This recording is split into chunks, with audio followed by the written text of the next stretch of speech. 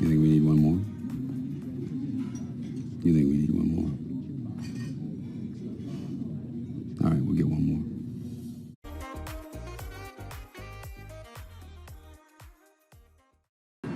Give me one more.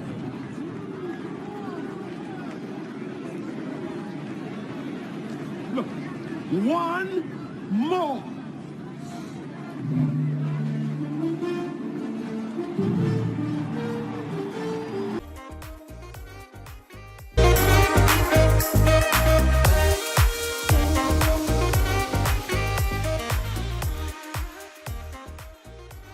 Good evening and welcome to ELOSOFUMARTAKES. This is our 287th take, live from the Alec Bradley Lone Star studio of Azle, Texas. I'm your host, Bear Duplessis, as always, and I'm so proud, so pleased, and so privileged to be with you all tonight. We've got an amazing panel tonight and a fine lineup of distinguished gentlemen somewhere, not here, but somewhere.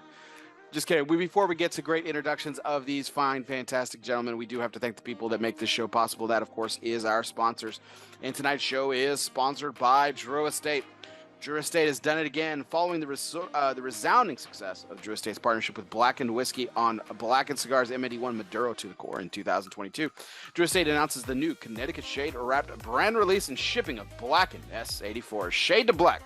The cigars are a passion project between Rob Dietrich, the master distiller of Sweet Amber Distilling and blender of Blackened Whiskey, James Hetfield, Metallica co-founder, singer, and guitarist, and of course, Jonathan Drew, founder and president of Drew Estate. Hetfield and Dietrich worked closely with Drew, a friend of Dietrich's, for over a decade to create the perfect blend for this cigar. The Blackened S84 Shade to Black takes aficionados to a nuanced journey with its deliciously smooth and inviting blend. So check out your Drew Diplomat retailer today for the all-new Blackened S84 Shade to Black from Drew Estate. And welcome, everyone. Make sure that if you are tuning in wherever you're listening to podcasts, whether that be on Apple Podcasts, Spotify, Google Play, Podbean, or wherever you listen to podcasts, including iHeartRadio, be sure you download, subscribe, and review. If you already are a subscriber, do me a favor, hit the little button that says unsubscribe, but don't forget to hit resubscribe. That helps my numbers. And it's the only reason why gentlemen like the guests of honor that I'm about to introduce will actually rejoin the show. Tonight's audio broadcast is always brought to you by Gran Habano Cigars. Compassionate, great cigars. Be sure to download, subscribe, and review today. So without further ado, let me introduce tonight's lineup, guests of honor, sponsored by United Cigars, Smoke Once a Day, and Start Living United. Misters Will Cooper, Ben Lee, Aaron Nielsen, Tripp Waldrop, John McTavish, and possibly an appearance from Denis Tsvang. Gentlemen, how are we doing tonight? Fantastic. Great. Glad to be back on here. Excellent. It's like we never left, right? It's like we never left. I'm happy to be here. Anybody wears a rat t-shirt is good in my book. Right? That's right, buddy. Right around, buddy. Right. Round and round. Round and round, baby. What's yeah, Ben, talk to us about that shirt. What's going on there? What do you mean? What's going on there? It's Rat, man. One of the greatest bands, metal bands ever. One of the greatest metal bands ever that I've never heard of. You've never heard of Rat? Oh Round my and God. round. What goes Round and around comes round. around. What goes around comes around. Bear, I might not could do your show. That's I might have to that's a phrase. That is a well-known phrase. What goes around comes around. I'll tell you why. They thought they invented that phrase? No, but You they child. popularized the song about it. Absolutely. Okay. Wow. So We're gonna I have think to- Bear's we got have some a homework long now. talk later. We're gonna have to Yeah. curate a track record compilation for Bear and Yeah. gonna blow his mind. We may have to do a we Okay, may have to listen, do a like- jukebox show for you on this. This now. isn't like Iron Maiden or fucking Yes. Yeah, They're Really? in the They same were- Yes, were they're groundbreaking they're and adjacent. they crossed over to the mainstream top 40. They were one of the bands that crossed metal over. They're big. There. Okay, Coop, with all respect, you have an encyclopedic knowledge of the music industry. I really don't you could find nuanced shit everywhere. You're like, you haven't heard of like some band that like played at like some club in New York City in the 1980s, and like you would know their entire album cover to cover. But in so. this case, I think the panel would agree with me on Well, this. clearly they As the- do. So I'm Okay, missing. I'm okay. missing out. Yeah, It's like, as the resident Canadian, I will tell you that they Rat was Canadian? along. Resident Canadian was listening to, and it was popular alongside Motley Crue. You know, like it was very commonplace in all the metal that was popular in the 80s, and Rat was absolutely adjacent. If you listen to Motley Crue, you listen to Rat. You know, like that was just Mhm. okay. All right. Have they done Already anything brought like this up.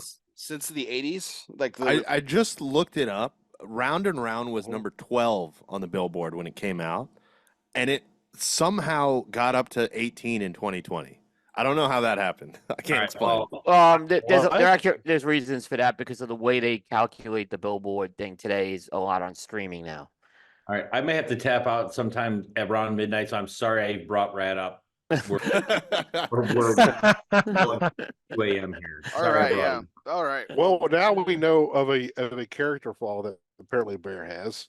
We have to rectify this. I'm sure Sorry, Dave guys. Burke's gonna do a Rat show now, so stay tuned. think he Well, I'm should. sure Oh, he's here gonna- we he's gonna go. yeah, we'll fix that with Dave. Dave will do a good job with that. All right. Well, apparently I need a cigar, so let's go. Let's stay with the show tradition here. I'm going to ask. I'll ask our honorary Cigar Coop Coalition member, John McTavish, to pick my cigar tonight.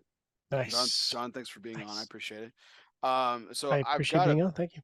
got a lineup of cigars for you to choose from tonight. I've got the All right. Perdomo 30th anniversary Maduro in what they call a Churchill. I'm sure you would argue with that, but That's a it is. great cigar. Nonetheless, the new Christoph 20th anniversary in a Toro size. I hear that's a great cigar, but I have not tried it. I have the Asylum 660 in honor of our good friend Coop, the cold brew. Nice. Big rain gauges are also sizes. Yeah, I got another. Gordo's Rotollas too. Got another Gordo here that this wasn't that the cold brew? one that won the cigar of the year. No, that was I do have the cold brew, but I also have the Gran Habano 20th anniversary in the Gordo. A blackened S84 shade of Black Robusto, and I have Blackened is the end. Winter Rubber Send. Wise Man Corojo. So quite the assortment for you. What am I smoking? Of those cigars, which ones have you not smoked? I have not smoked the new Wise Man. I have not smoked the cold brew yet. Wise Man it is. Wise Man it is. Wise Man it is. Let's go. There you Let's go. All right. Go. Well, you guys all talked about it in the green room. So, John, what are you smoking, and are you drinking anything tonight, or pairing it with anything? I mean, what am I not drinking? So I lit up the Black Label Orthodox. I wanted to light this up like immediately after the show, but I was like, I probably should let this acclimate a little bit. I was told this was a punch in the face, so I kind of came into this expecting a punch in the face. Maybe I'm just getting to a point where I can't be punched in the face anymore. It is not a punch in the face. It is delicious, but I'm going to give it a surgeon 7 out of 10 on the strength scale. That is a certified 7, not an overranked 10 or 12 or Not the some kind of nonsense. strength-o-meter. Not the Three- strength-o-meter. On 92, whatever that means. Three It's a 7 out of notches. 10. 3 notches below the knock you in the face. 3 notches below the strongest cigar that I've ever smoked, which is the El Cobre by Oliva. El Cobre. Mhm. That thing will kick you in the you know what. Awesome. Oh, right. What are you And then drinking. I buried the lead. I'm actually going something pretty delicate tonight. The Tomatin 14 port cask, which pairs brilliantly with cigars. Sometimes you get port casks and they can be super overwhelming on cigars because port's like super sweet. They seem to know exactly just the right amount of port without overtaking the spirit, so you get like a nice port finish without sort of erasing what's tasty about the whiskey. So good pairing. Nice. Good stuff. Well, let's see. Nielsen, what are you smoking tonight, and how many boxes did you buy? Okay, so right now, kind of repeat. I'm smoking the Johnny Tobacco Nut. Right now, at second up, I'm gonna probably go to Coop's newfound favorite, the Paper Crane in Toro. Oh, nice. I'm so jealous. I smoked that this morning. I'm Yep. so jealous. It's very And then if I get to a third, which is likely in the next hour, I'll smoke the Hoya Siglo. nice. Fantastic. Fantastic. Diet Coke, Diet Pepsi, what are we doing? Right now, after a long trip in the car, I'm going water, but it may go to a Diet Dr. Pepper here sooner than later. Awesome. Well, speaking of diet drinks, Coop, what are you drinking? What are you smoking? I got water here, so Water. What the hell? Wow. I've been drinking Diet Coke all day. Wow. Yeah. There's a little Diet Coke left in here, but it's kind of coming to the end. In honor of Rat, I'm going round and round here. I'm smoking the Romeo Julieta Reserva Real Midnight Twist. Ooh. So Have this you came had- out. This is the Barber Pole. Came out right before the trade show. Have you had it? No, so this is the first time I'm having it. I Oh. love the original. You have to let me know if it's any good because I have. I love the original. have You turned me boxes. on to that original years ago, yeah. Nice. And then I'll follow it up with I think this has been a coalition favorite, Emissary Robusto. Emissary España Robusto, yeah. It's cigar. Would you say it's coalition certified? I think it's coalition certified. It helped pass certification that we know that Justin didn't blend it, right? Yeah. It's always it always helps. He was Yeah. on vacation when they blended that one. He's always. You see, what's he doing in Argentina? That's why I want- Is he in Argentina? His vacation Argent- watch? Is that Yeah, unbelievable? He's drinking something with Tom Lazuka. I mean, that's what he's doing. so. Secret Farms. Oops. So, That's a secret. all right, Tripp, we know you're pairing something. So what do you got? And what are you Yes, smoking? sir. Um, Has to be. It's almost done here, but I'm finishing up the Cohiba Serie M. This is the Reserva Roja, the brand new 2024 edition. I'm liking it so far. This is my first one. I liked the trip, and I I'm thought it was very good. happy with it. I Yeah. really liked the original line, and this one's just a little more intense, which I like. And then I'm pairing that with Glenmorangie, A Tale of the Forest. This is of course, Highland Scotch that is made with gin botanicals and a little bit of peat. I don't get much in the way of gin botanicals, but I really love that kind of Glenmorangie profile with that little bit of peat on the back end. I find it pairs really well. Fantastic. Ben, you dirty rat, ratting me out. What are you smoking? What are you drinking? Well, I'm laying it down with the knuckle sandwich 56. I picked that up yesterday. And then I'm gonna follow that up with a Tatuai 20th after that. And only thing I'm drinking tonight, after what I've been through the past week, I'm just taking on water. It's just lots and lots of water. It's a water kind of night. So Let's stay yeah, hydrated. Let's that's stay it. smoking. Here we go. So, keep those kidneys clean. I do also want to note I have my water on hand, of course. I mean, I have my sparkling water. It's not Topo Chico, much to Coop's delight. It's Texas limestone filtered Rambler lemon lime coffee. Nice. And the bottle that Tripp and I opened together when he was here last, the Cooperstown Oh yeah, Distillery that was really good. bourbon. So good stuff. It's fantastic. And it comes into baseball. How can you hate it, right? Right. Even Tripp liked it, and he hates sports. So I mean, it's good stuff. All right. Of all the guys. sports I hate, baseball's my favorite. Well, let's get things kicking off, guys, here into tonight's major point, which is always brought to you by Gran Habano Cigars from the fertile lands of Honduras. George Rico and his family put together the very best vintages for you. Yes, you, the cigar smoker, from value-based hits like the Corojo No. 5 to the award-winning 20th anniversary to special projects like Zulu Zulu. Gran Habano is about cultivating the best and making pinnacle cigars for the market. Culture, tradition, quality, premium, handcrafted. That is Gran Habano Cigars. All right, guys, let's kick things off here. PCA 2024 has come to a close. The premier PCA recap show, Developing Palates recap show, has already taken place. So you guys need to check that out. The link will be in the show notes. It was already in the preview ad. You guys definitely should check that out. It's one of my favorite shows of the year. And Aaron does a fantastic job. He's the real MVP, though, guys. He did a great job moderating that. I know a couple of y'all were on it, and he wasn't even in attendance this year. He did a good job, very good job. Yeah. So I thought that was incredibly well done. So kudos to him and John, your colleagues there on Developing Palettes. So good stuff. Good stuff. Thank you, sir.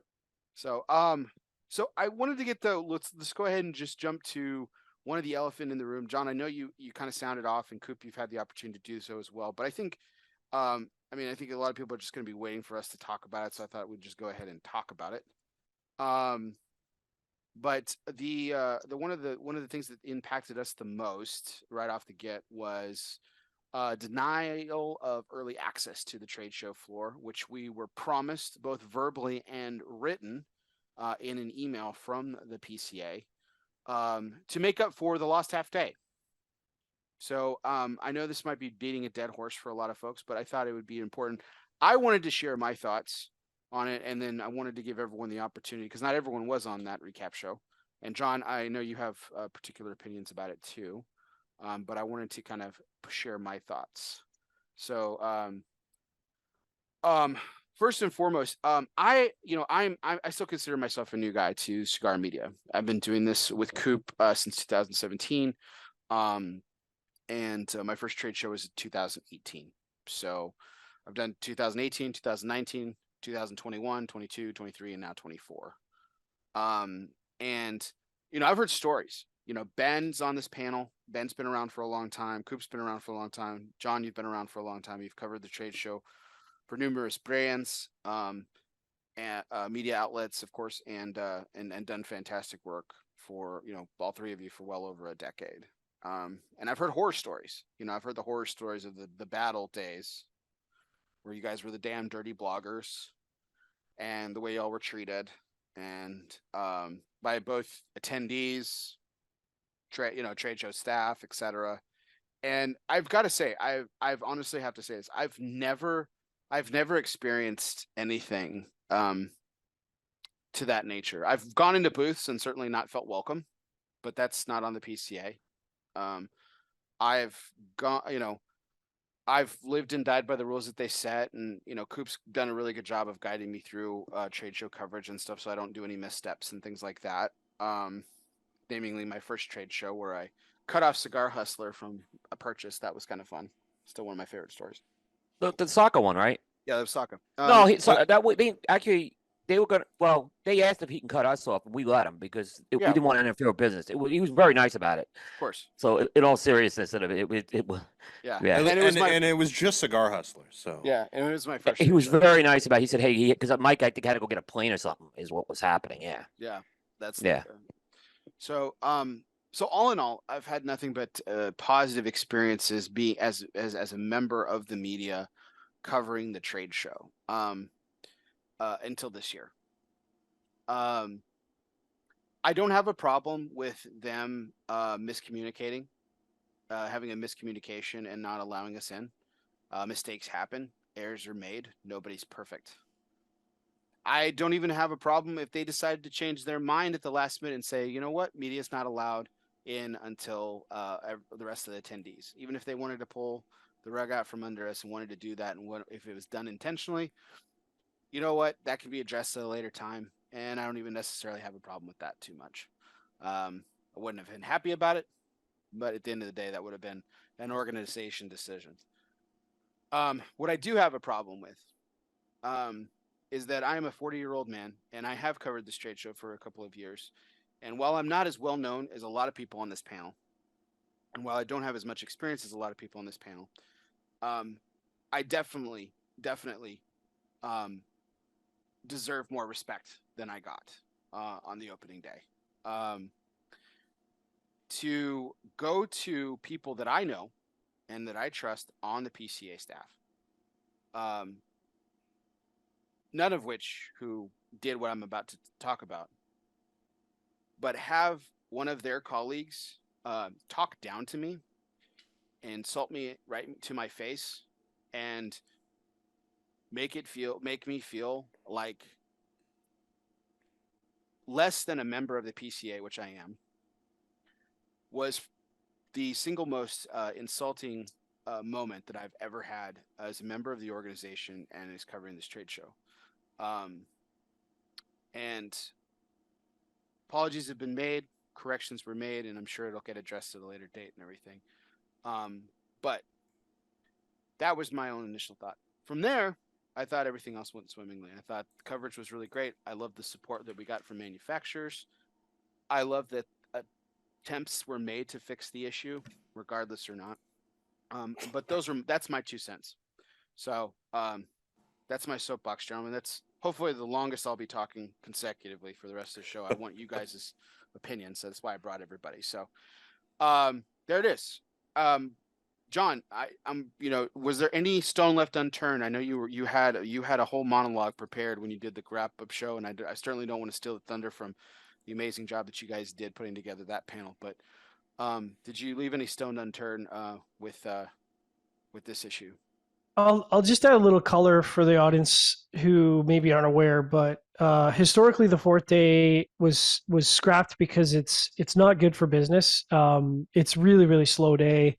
So for exhibitors, it's kind of it's an extra cost that doesn't really need to be there, which is why they scrapped it. And I think I don't think there's a single member of the media that didn't understand that. The challenge that we faced was that the last day for us is extremely productive because we're always trying to walk the fine line between getting coverage and not interfering with business. And since it's so slow, it makes it really productive for us. Like typically, the last day ends up being the probably the second most productive day, which is weird because it's only like a 6 hours if you hang out at Steve's booth for 2 hours, but it ends up being a pretty productive day. And so, really what it is for us is it's kind of cutting out about 15 to 18 booths coverage from the last day. And if we get the extra hour in the morning, at least for 2 days, we can kind of claw back a little bit of that. Like you can probably claw back about 15, 16 booths roughly. So it's not a complete recoup of that, but it's most of it, and I think that's really helpful. So, from the perspective of representing media, that 1 hour is really impactful. And I had to send out apologies after the show to quite a number of brands that we missed because we just ran out of time. And unfortunately, that's going to be the new reality, whether we get the hour back or not.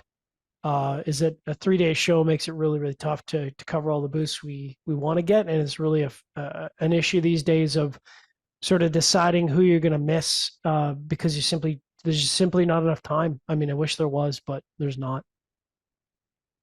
Yeah, so I think that's the other thing that I wanted to address. But I really wanted to get Aaron. I really wanted to get your opinion on this.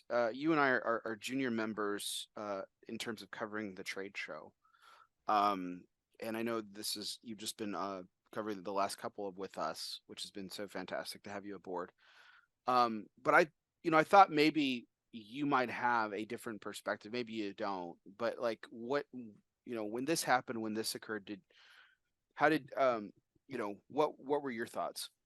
Yeah, so you said it at the beginning, like mistakes are going to happen, right? And so day one, when this happened for the first time, it was like, okay, get your what together, but acknowledge the mistake and then fix it going forward, right? I had a bigger problem with the fact of two things.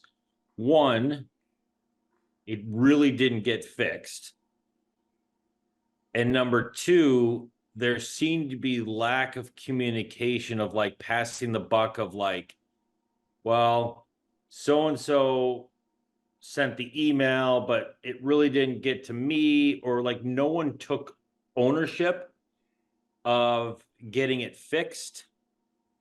And to me, that's unacceptable. On top of the fact, there wasn't a lot of contrition involved in it. It was like, too bad, guys, whatever, figure it out. I do think that between the manufacturers and the interactions that I've had with in and around the PCA, that the folks that run it, they do appreciate what we do and the value we offer. So we're not just, and I'll speak for the coalition and the folks on the call here, we're a professional when we go to the show. So we're not these bloggers. We're not like Instagramming. We're true media. And so we weren't looking to do anything that wasn't communicated prior and promised to us prior. So we weren't trying to overstep or weasel our way in any stretch along the way. The bad part was the communication, the way that was handled both verbally and moving forward, to me is unacceptable. Now, they're going to probably say, all right, guys, get over it. So you lost an hour each day or whatever the case may be. Set the right expectations and follow through. And that just wasn't, and that unfortunately didn't happen. But to your point, it was, again, an excellent show, and we fought through it. But it just seems like every show or every PCA there's always something, and in this case it was this early access. So I want to kind of just open this up to everybody now. So let's talk about this lost hour. John did a really good job of talking about how the last day, how it severely impacts coverage, because the last half day really allowed us to get to quite a number of booths and kind of a sprint on that last half day, or some big appointments and things like that. But for those people who are like, it's only an hour, like, what are you really losing? So here's my question, besides the fact of visiting a number of booths, right? Some people we don't get to, because that's a valid point, John. I'm not trying to take that away from you. But like, how does that dramatically impact our coverage? So how does that impact the end consumer of our content? Let's just put it that way. Let's word it that way.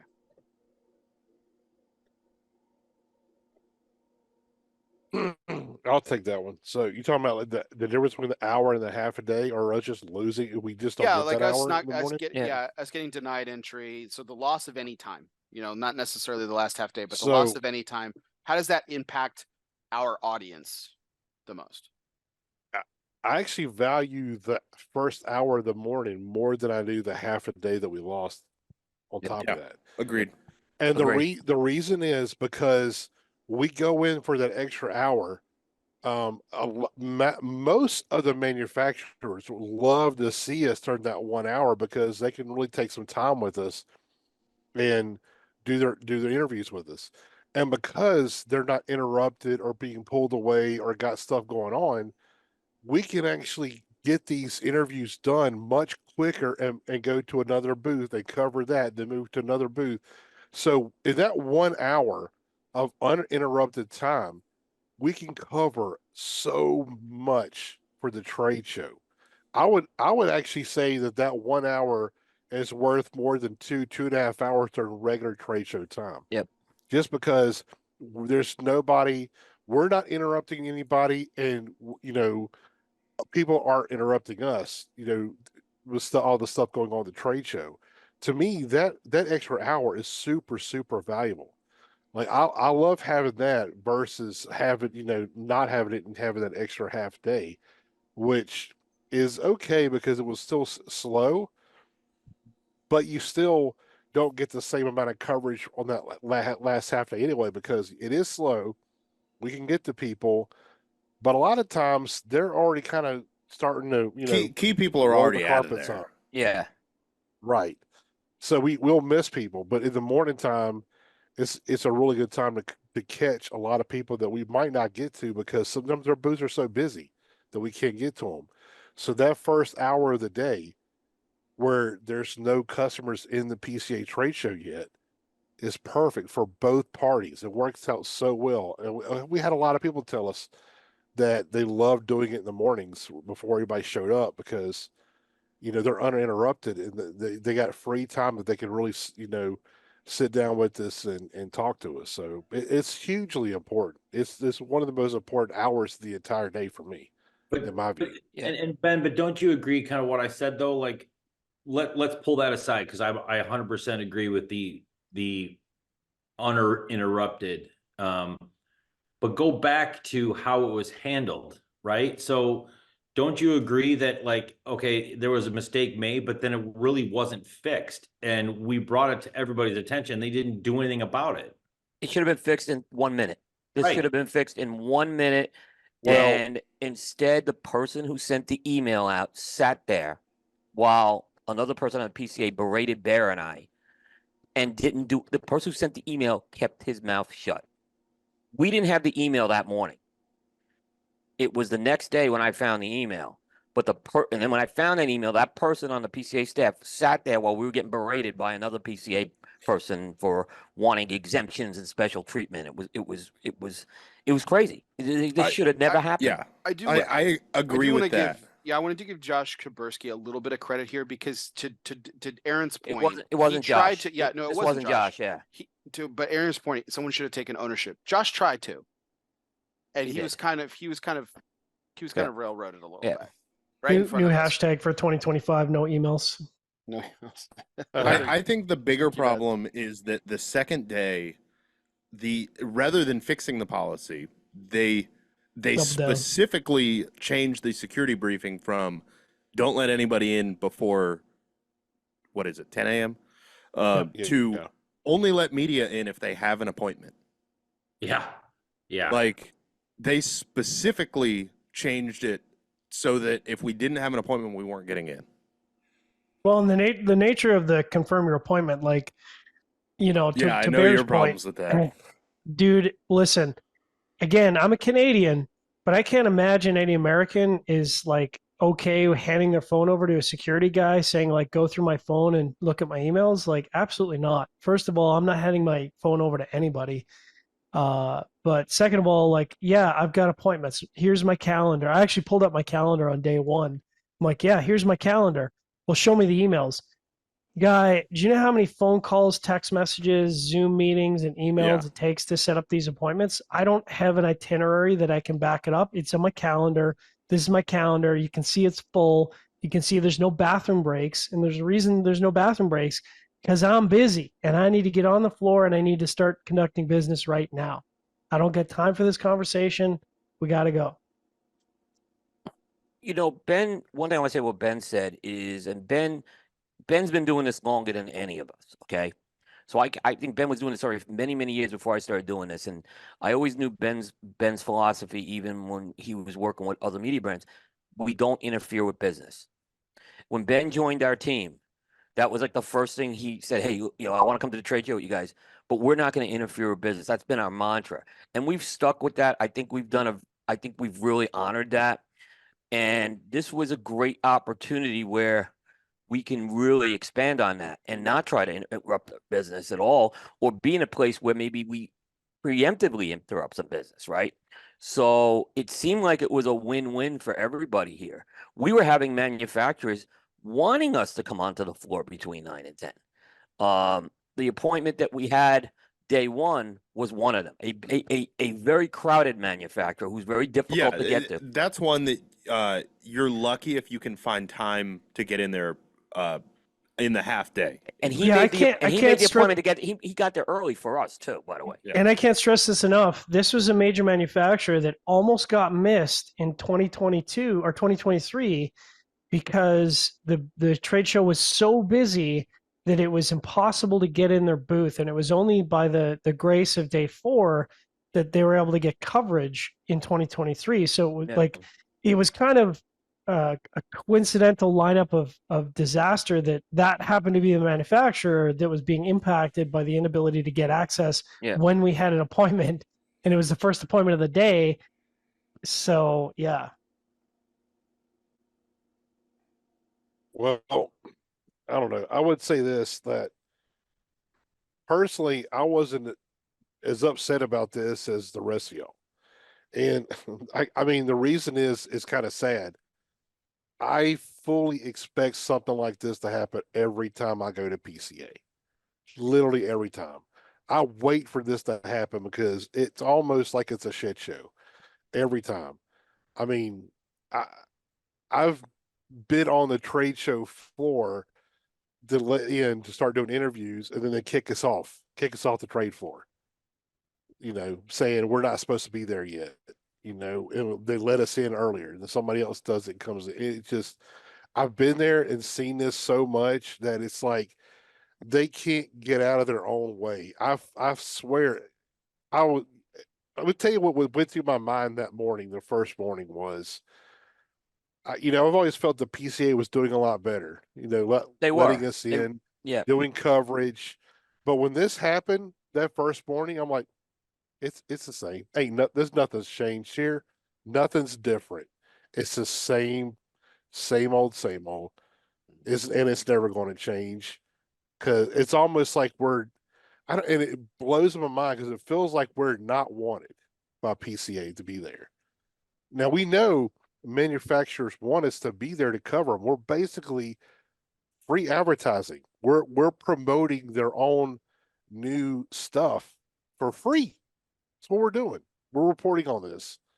And the PCA just wants to completely shut us out. That's my own personal view. That's the way I feel. Mhm. And I've felt that way for more than a decade. I always felt that way. And I have been to other trade shows. I have friends that do what we do in other industries, go to trade shows. None of them have these stories. None of them. Well, let's Whether it's also talk. electronics or firearms or whatever, cutlery, like Blade Show or something, it doesn't happen there. They're welcome. They're welcoming, not PCA. But to Will add it to ever that point, change? I don't think so. right. So, but to add to that point, Ben, I'm sorry, I didn't mean to cut you off too. I apologize. But to add to that point, though, like you said, it's free advertising for a lot of manufacturers. They want us there.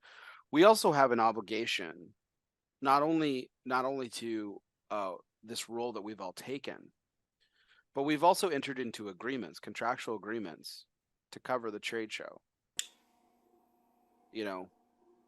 And if we're not able, and thankfully we've got great relationships with our advertisers, but all it takes is one misstep or one bad thing, and then what if we got questioned? What if our numbers go down because we missed a big boost? I mean, we didn't really miss. We missed. I think we missed one big boost this year, right? But I think we were able to still give them coverage. But yeah, look, I think that it has gotten a lot better the last few years with PCA. But this was the keystone cops and look, I've emailed the PCA on everything I've said tonight. Okay, so there's nothing that the PCA is hearing from me for the first time on this. I think you guys have all brought some other great perspectives. I only know of 2 other media sites that maybe you emailed them. And I'm hearing a lot of media guys who have now. I emailed on behalf of our team, and you guys saw the email, and certainly I think at this point we can talk about this, right? I think we certainly have a right to talk about it. It affected our business, and Bear, in your case, you have a right to be very upset about the way you were talked to. And we were both talked to, actually. I think things got. I can't. I was told it was a miscommunication, but it's not. How does that happen when the guy who sends the email is standing right there and doesn't speak up to his own team? I'll say the same thing I've been saying the whole time. Yeah. If you say you're going to do a thing, do the thing. Do the thing. Yeah. Yeah. How difficult is that? Yeah. As I've really adopted the Mike Shepankevich of Postania Cigars mantra, which is, "Don't be sorry, just be better." Be better. And I think that's apology is words. I want you to take the words and I want you to turn them into action. Yeah. Make them action. I absolutely do not buy that this was a miscommunication whatsoever. If it was a miscommunication, day 2 would have never happened. But it did. Yeah. No, that's all good. So I'm going to take John's comment and transition here because in the interest of fairness, and I wanted to bring some different questions to you guys tonight about this. So in the interest of fairness, right?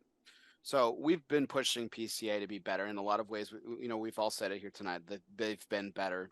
This is a gross step back, unfortunately. But that being said, let's continue this conversation. By us pushing the PCA to be better, I think we owe it to ourselves and owe it to our audience owe it to our audience to be better as well. So how do we need to be better as a media as a as a collective media conglomerate in terms of the coalition. John, I know you work closely with developing palates, obviously, so you're a separate team. But how can we be better as a media? How can we come more prepared? How can we provide better coverage? How can we do a better job? So that even if mistakes like this occur, or it was not even it's not even called a mistake anymore. Let's just say it's intentional going forward. What can we do to be better? I got an idea, and this is, you guys have heard me say to your face, and I guess we'll say behind your back, what a great job we do from an interviewing standpoint. Like, my job taking pictures is, I mean, it is what it is. It's not rocket science. One of the things that I've always thought about, because I've watched, like, we'll go to a booth, it may be ad hoc, right? It may be, oh, well, let's fit this one in between. I'm surprised that you guys not only are able to do what you do well, but that you don't have, look, I couldn't do it, but I can't do it. But surprised you don't have, let's just say it's 30 booths that we're going to hit, right? These are the 30 we're going to definitely get to in the 3 days. That you don't have, I'm just going to use, because it's Alec Bradley on the screen there. You don't have Alec Bradley and you have like 4 bullets underneath that these are the 4 things we're going to hit on in the interview. And maybe you have it socked away up in the marbles that you got there, but like making sure we hit the questions, the direction that we want to go to from a interview standpoint. And looking back, you would know this better than I would, because you're doing the interviews. I'm just going to go to you, Bear. Are there questions that you're like, I wish I would have asked that, or should I have gone this direction? And maybe they're not, but I know when I go into, like, say, a meeting, I'm going to do a discovery call with a client. I've got 4 or 5 bullet points that I'm aware of that I want to make sure I'm going to hit that's relevant to their business. I'm surprised we don't have an outline. I love that feedback. Yeah. Yeah, we I have think next some- year we should try to do that. See, I think we have the beginnings of that, though. I disagree. The big board is mostly complete. It's impossible to get 100% complete, but the big board at least has the products. Now, the other piece that we don't have is kind of like filling in like the things. Now, a lot of times what Bear looks for is he looks for 2 things: a theme and a personal angle that he tries to get in there. Sometimes that has to be done on the fly. I'm not saying I agree. I think there's a little more structure we could put on it, but I think sometimes that has to be done on the fly, and we want to also get a candid response on that as opposed to a canned response on it. So that's why. I think you can marry the 2 together, right? Yeah, no, I Yeah, agree. I agree on absolutely. that too. No, I Yeah. agree with that. And I think because, look, you're going to get, and I think that's why, Bear, you do a great job, because you get to that personal side of the interview, right? You get the Right. off-scripted stuff. Yeah. But I gotta believe, unless you're just, and maybe you are, like I said, I'm not saying this is a definitive, when you were asking about what we could do better. There's got to be sometimes when you come away with an interview like, I should have asked that, or I forgot about this. I mean, we're going a mile a minute. It's impossible to remember all 30 and have 30 Yep. pieces of content outside of, okay, this is the new release, tell me about it. When is it getting released? Tell me about the blend, or whatever the case may be. Yeah, the big board helps with that. That's the easy part. Yeah. I think the bullet points maybe underneath that we want to make sure we hit. That's just, Yeah, I think that's good feedback, actually. Yeah. But does that help? That helps us do a better job. I agree. That will help us do a better and more Well, efficient that's the job. question I'm too. putting to the panel here, Coop. Yeah, I agree. I think So- that is good feedback, Aaron. I actually So- agree with that. Yeah. Yeah, and I'm not here to defend my own stuff. A lot of to your point. No, we're Aaron, not perfect. We I learn every have- year. We learn yeah. every year what we could do better, and that's good feedback. I agree. Yeah, I think making it more public would be good. I do have a lot of it socked away, to be honest. I know you Like, do. I've I seen- do too. Yeah, and we have a lot of. I've seen it. It's, you guys have a lot of tribal knowledge that just, it goes, I mean, Yeah. I'm just open, too, like, it'd be really interesting, and I don't know how this would ever come to fruition, but I'm just throwing it out there. We've got a large audience. It'd be interesting to see if, like, say, hey, we're going to these 30 booths or whatever the case may be. If someone said, hey, ask them about this, or they want to know about this, like, I like that because I think that's really great. I am going to be, I'm saying this publicly now. I am going to be taking over scheduling next year.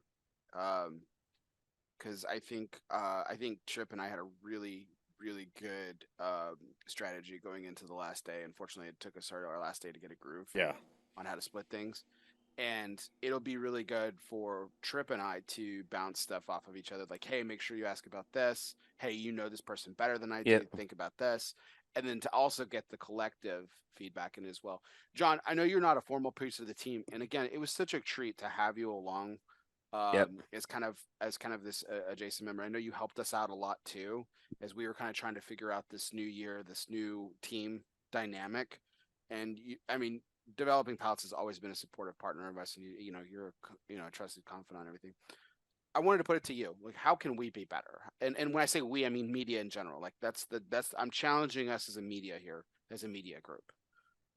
Well, I think as a whole, and this is media as an overreaching thing, I actually felt like the media coverage in 2024 kind of took a step back. When I was kind of looking back at the coverage of this year's trade show, I was kind of expecting the trade show coverage to move forward in terms of the scope of what was being covered. And so what I was looking, because when I come away from a trade show, what I'm looking for from other media brands is I'm looking for, as I sort of look back and what I could improve on, I'm looking for booths that I missed that were sort of under the radar for me, or products that I missed that were under the radar for me. And so I really count on other media brands to cover that information, because I can't cover everything. It's not possible.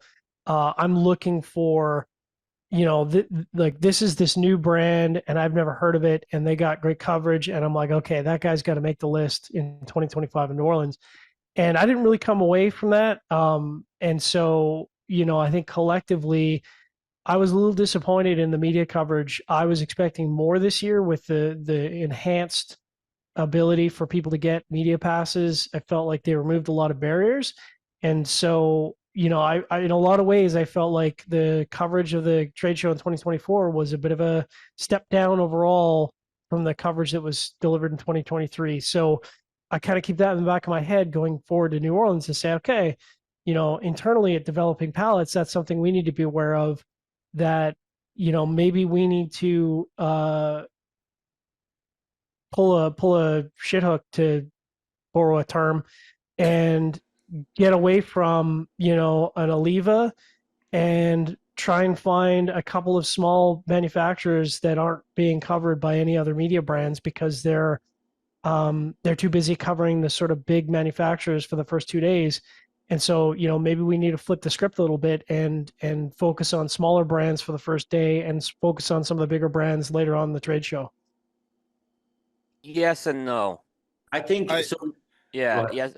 I was going to say, so on that note, I see what you're saying, John. One of the things that, and we'll see what 2025 looks like in New Orleans, but I think part of that was, how do I put it? Like I'll say lack of release. Like the big board was empty for a long time, if you think about going back. So therefore, going into it, you almost have to hit some of the names and the people, that we know have releases.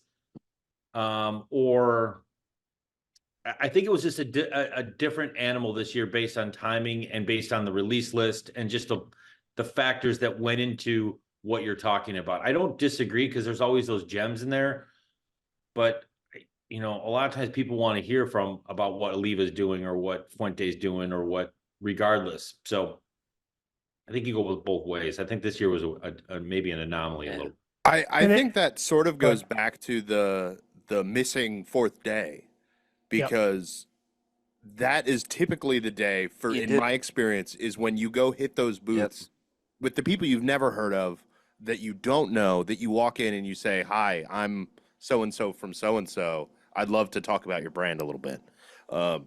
And not having the last day, that half day really hurts those little guys more than anybody else, I think. Look, I get it. It's that we do need that, but I will say again, we have to look at traffic, okay, and what people are reading, okay. And I can just say, I've looked at the numbers time and time again. There's about 7 or 8 companies that generate the majority of the traffic, right? So we Yeah, that's have a to fair hit. point. We have to hit them. And like Oliva was a good example. We didn't get an interview with Oliva, okay, but we covered the booth, and the booth got traffic, so it got hits for us, right? So we have to kind of look at what, and I'm saying this is what our audience is looking for us. That being said, I think there is something missing. This is where I do agree with John too, where we were able to find that new company, and that day 4 was a big part. And I think Tripp, you hit it on the head. That's what's missing when we lost that half day. Here's a great example of what happened to us. El Mago. We've been talking about El Mago all before the show. We got there. Now we got there later than we wanted to. And just as we're setting up With the about equipment, 30 minutes left in the show. with about 30 Maybe minutes left in the 30 show. or 40. Right. And look, we have tried to get there shortly, but it was hard. We were setting up the interview, and a major retailer came by this kid, Nick, and he wasn't kicking tires. This was business being done, and we had to let the business go at that point with that. Had this been the 4th day, this is something we could have easily went back to on the 4th day. And that's a big impact. So we didn't get to that, unfortunately. And it's a shame. It's a shame. And I think there are a lot of other media brands that are probably in that same boat with this year that happened with that. Yeah. Agreed. Yeah. So, so we're talking. We kind of took our group took a step forward, and John, your team has always had a very different approach to coverage as well. But my next question has to do with the evolution of coverage. So, like, how can we be better? What are things we can do differently? Now, we took a major step in that direction this year by adding Tripp and Denis, and their repertoire and their expertise and everything.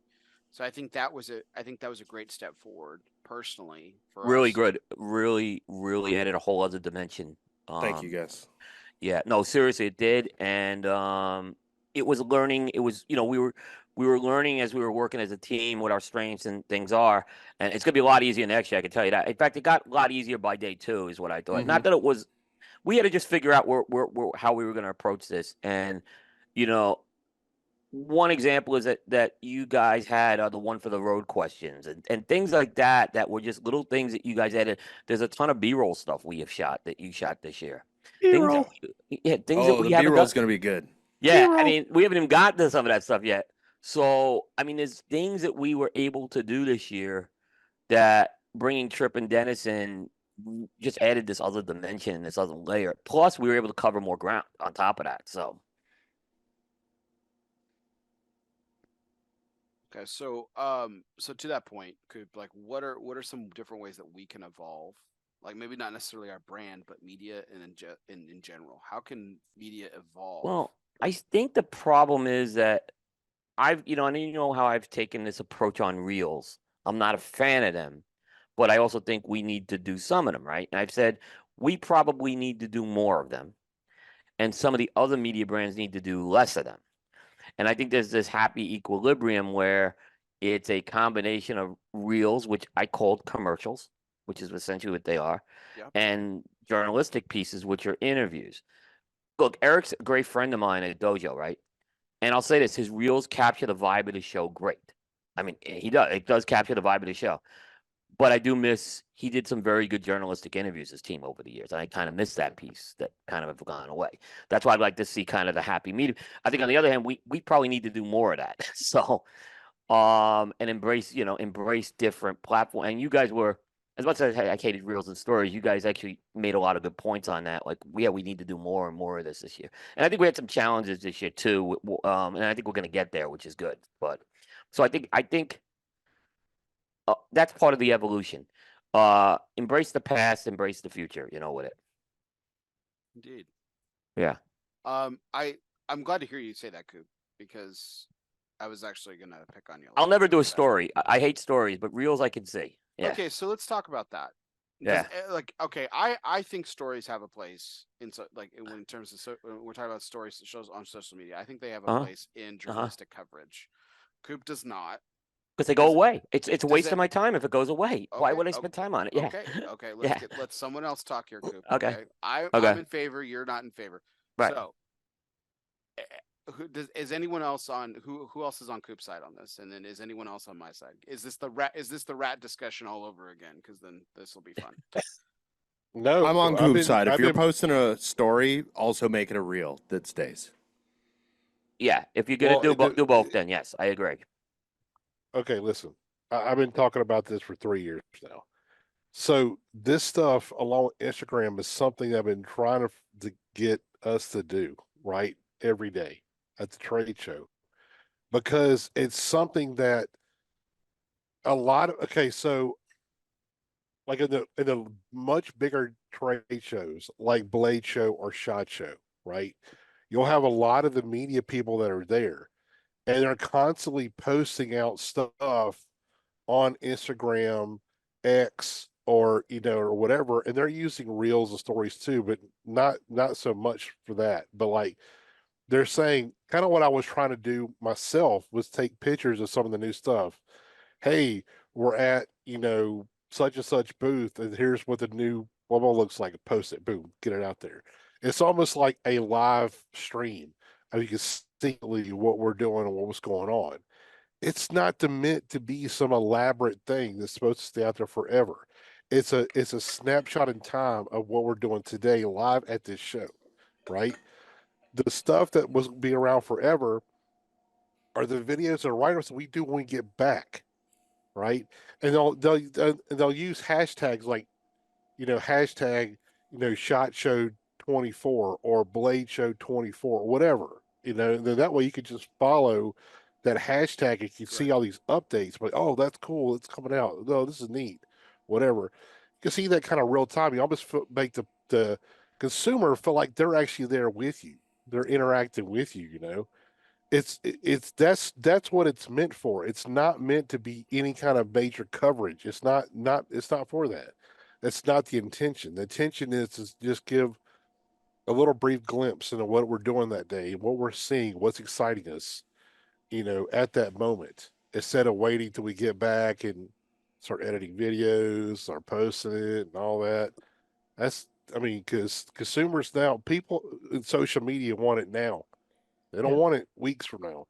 Give them a little bit of here's what's coming. It's like a preview. Yeah. Here's what's coming. That's the whole point. I get what you're saying, Ben. I think we can leverage that. Yeah. Yeah, it's just something we need to do. But it's when I'm filming, it's hard for me to try to film, keep it focused, and reach over here about the cell phone, click a picture, and try to type one-handed while still keeping the cameras. That's why day one you'll see it. After that, it's like fuck it, because it's too much, and we're all running. I mean, we get done, we're going to the next booth, set up, record, go to the next booth. So it's just sometimes it's really hard to do that, but I think it's really good. Yeah. I think it could be a useful tool. I think our viewers and readers or whatnot would love to see that instant. Kind of like little snapshot. I think so too. I agree with you, Ben. I agree as well. I agree with you on that as well, Ben. I can't disagree with the power of reels. Like just this week, a couple weeks ago, I was at the launch event for the Doble Diamante at Casa de Monte Cristo. I did an interview for these guys from Cigar TV. They tagged me in the reel on like Thursday. I don't think I've ever gotten as many followers in one day. I mean, I got like 30 followers in one day just from people who saw that reel.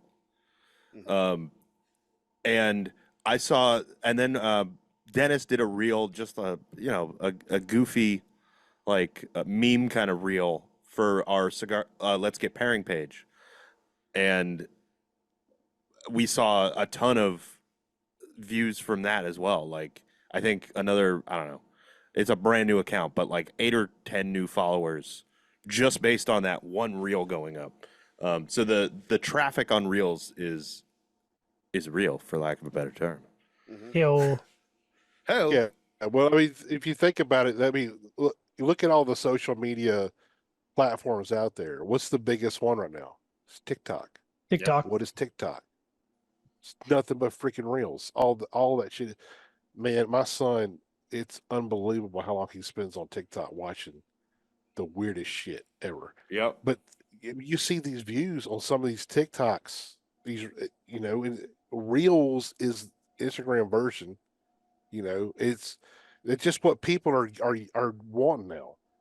Quick little thing, swipe to the next one, swipe to the next one, and if they like something, they click on it, subscribe, so they don't miss the next one. Right. Exactly.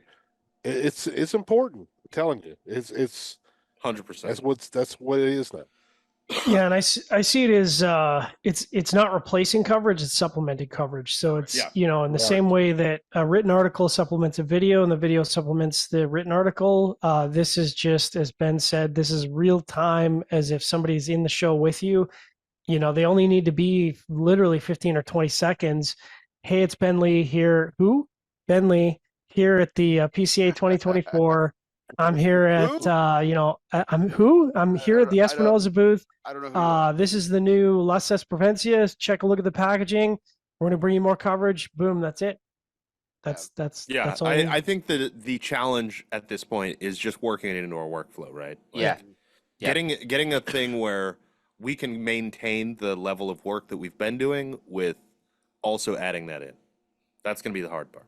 Yep. Like here's my final point about this group. Some of the brands that are have the most followers and the most engagement on social media are heavy active in stories.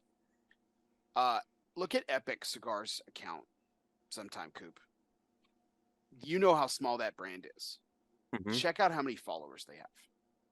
Well, followers aren't impressions.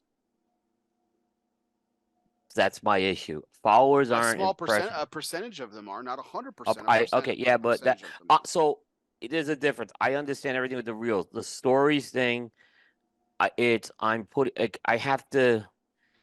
I see what you guys are saying on the stories, saying it's where I can't get my arms around it is I can't quantify it. I can't say, is this gonna drive up the impressions? Stories on their own are not useful. Stories plus reels are useful. I can't get. Yeah, just that's what I mean. The reel as a story, and you're done. Yeah. That's what I would say. If we're doing it that way, then I got much more of a handle because I can get engagement from my followers. Stories, you can't even get comments out there. I mean, and comments are an engagement metric that we can certainly use. So if we're doing both, you can make it so where people can share your story too. So but I also reels, I get it because I actually put all the interviews that we do up on Instagram as reels, and they get really good numbers. So I agree on that. They probably are getting the highest numbers of any platform we're putting them on right now. So I see that piece. I'm on board with that piece. Some of the short vignettes that I pulled out, like Barry, you interviewing Tim, did really good, right? So I can see some of that. So I definitely see it. If we're doing something where we have persistent content with the stories, then I think I can totally see that. And stories have their mechanism, like you said, to generate followers and bring people in. And I think that I'm on board with that. Here's the last point that I'll make about stories real quick. Tripp, just 1 second. The last point that I'll make about stories, to Coop, is one of the things that I've heard you say exhaustively, and I don't mean this I'm not saying this disparagingly. Right. One of the things you've said exhaustively to me since I've worked with you is you don't have the bandwidth to cover certain things, and you very diligently monitor your criteria for coverage on Cigar Coop. Yes, because there's only so much you can do given the fact that you are for the most part one team, and we have a small team that isn't full time and can't chase things, et cetera, et cetera, et cetera, right? Stories allow, at least in this microcosm of the PCA trade show or other events like Barn Smokers and things like that, allow for us to engage people in short stature, send out things, deliver a message and say, hey, tune into Cigar Coop for more, and and for lack of a better term, even though I'm using reels to describe a story, reel people in from a story. That's what I'm saying. Right. I understand what you're saying with that. In the end, I have to, like I said, how we make money is through our impressions. And the other thing I look at is I always want to get people back to the mothership, which is the Coop website. Which ultimately I have control. I have the most control of that content there. Right. So I think what you know me, I'm like Missouri. I have to see it. I think if we did it and I see the increase, I'm going to be all on board with it. But I don't think we've done it yet, in fairness, right? So that's a thing that we, I mean, I think in fairness we have to do it first, which we really haven't done, right? So, Coop, I was going to say, just next time you post one of those reels, also share it as a story and watch the traffic that it generates. Okay. I think it'll be noticeable. So as an Instagram story or as a Facebook story?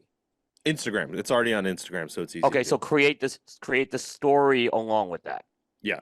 Okay, that's fair. I'm game for that. Because that's easy. It's just a click, so it's not going to change it. Okay. All right. Well, before we get on to some questions, I appreciate this, guys.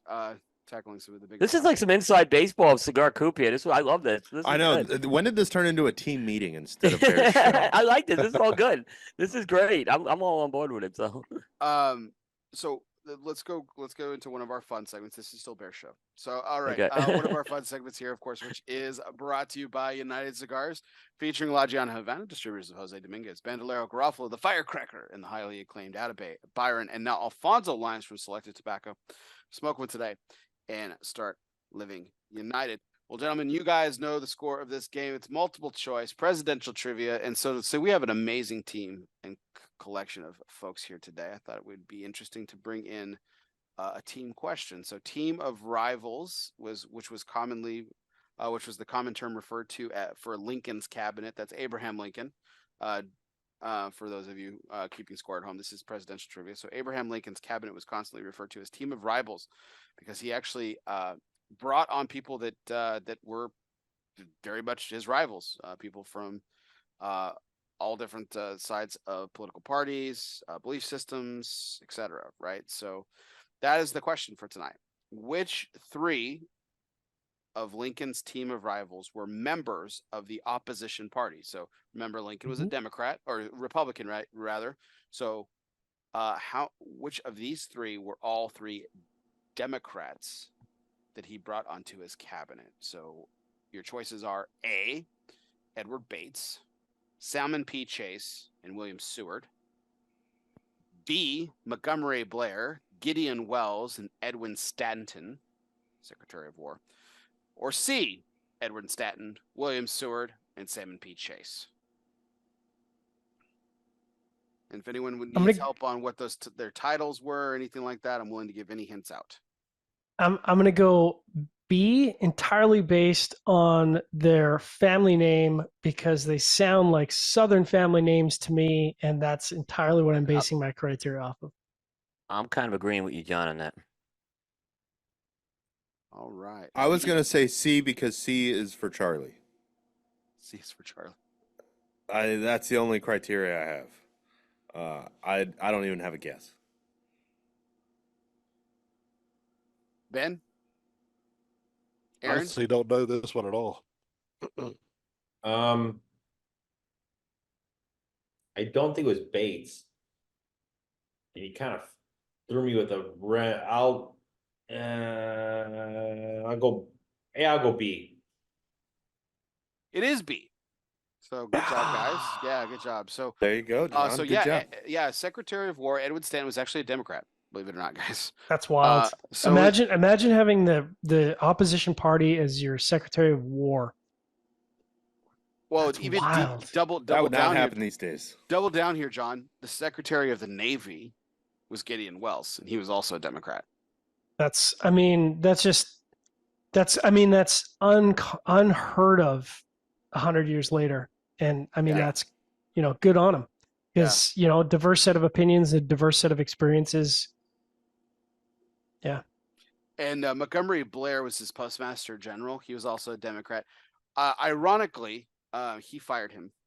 And then double irony, Montgomery Blair actually switched parties and became a Republican after he was dismissed from the cabinet. That's funny. Yeah, Man, so- imagine that happening these Yeah. days. Wow. yeah. So, Wow.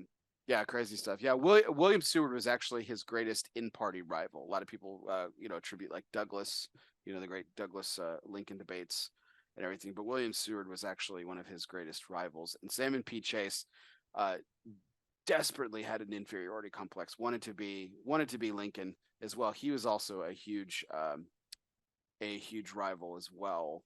But he was in the same party. He was also fired too from his job. He was removed from office and then later appointed to the Supreme Court. So, yeah, William Seward, Salmon P. Chase, and Edward Bates, who was his attorney general. So Edward Bates was actually from Missouri. So shout out Coop for bringing up the Show Me State earlier. Missouri. Yeah. So Bates was the attorney general, who was, again, Missouri was a border state, so highly contested. So, this was obviously very strategic by Lincoln to bring on all these differing points of view into his most trusted counsel, which was, in a lot of ways worked out. Him and Seward became lifelong friends. Obviously Lincoln didn't live into old age, but they became very dear friends during their time serving together. It's pretty crazy. Like you said, would not happen today. Wish it could. That'd be great.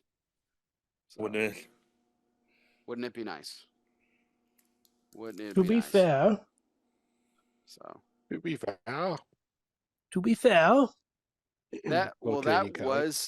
was our presidential trivia segment, which is always brought to you by United Cigars, featuring La Giana Havana, distributors of Jose Dominguez, Bandolero, Garofalo, the Firecracker, and the highly acclaimed Atabey, Byron, and now Alfonso lines from Selected Tobacco.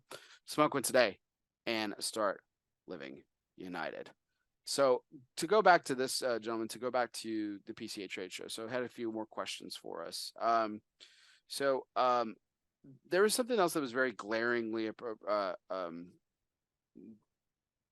absent in terms of coverage this year for me, as I was kind of poking around. And Coop, you mentioned it a couple of times too, but I had actually noticed it pretty quickly. Was that a lot of these new releases that were coming out, and a lot of people were talking about their new product, whether they had it on display or not, were being pretty general, or nondescript, or just outright not telling us anything when it came to blend disclosures. Did anyone else notice that? And what were your thoughts initially when you started, if you were kind of seeing that and figuring that out? I did not notice that. So I find it interesting. But I shy away from obviously I want to know what the wrapper binder filler is, but I shy away from making that kind of part of my interview. Me too. Because most manufacturers kind of find it annoying because they're so used to those interviews that are just, hey, what's your wrapper binder filler? And then that's the end of the interview. But I didn't notice it. So that's very interesting that there was less of that. I have a couple of ideas of what that could be. Yeah. So let me clarify a little around that. Because when we're doing the interviews, I agree we've a few years ago even said that's not the focus of our interview, right? But what I noticed is this was happening. There's a bunch of products that get announced before the trade show, and I was seeing this pattern before the trade show happened, where it just and I'll give two good examples. CLE West Tampa were really good examples of that, where if you look at the last couple of West Tampa releases, they haven't been talking about wrapper binder filler, and CLE for about the past year. So even on the trade show floor, sometimes I'll kind of try to get the information again to see if I can get someone to talk. People still weren't talking, or if there were other releases that we didn't get information from before the trade show, where I do want to get some wrapper binder filler information, that was kind of more difficult to get than in previous years. Now, I even for the written pieces, when I do the booth reports, I try to stay away from that piece as well and focus on the business theme or the product theme in general.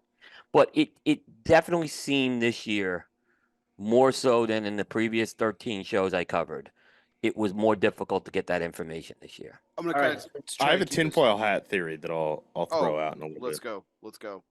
Okay, I'll throw it out now. Availability of tobacco. Yeah. As we all know, there are many tobaccos right now that are getting harder and harder to get by the day. If you have to swap one of those tobaccos out, especially a binder or a wrapper, right before you actually go to full production, that could raise some questions if suddenly it's different.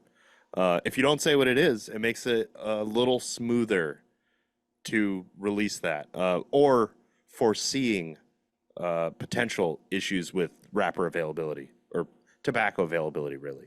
So Tripp, I think that's spot on. Because I don't think they're, because immediately I go to the why, right? Why would you not disclose it? I mean, there's been times in the past where there's the undisclosed and it's like the big mystery, and maybe they think it's gonna move the needle because they, the unknown. But I think it's what you said. I think, just in sidebar conversations, just talking about climate change and going to be the, future availability of certain tobaccos and not be able to produce this and that.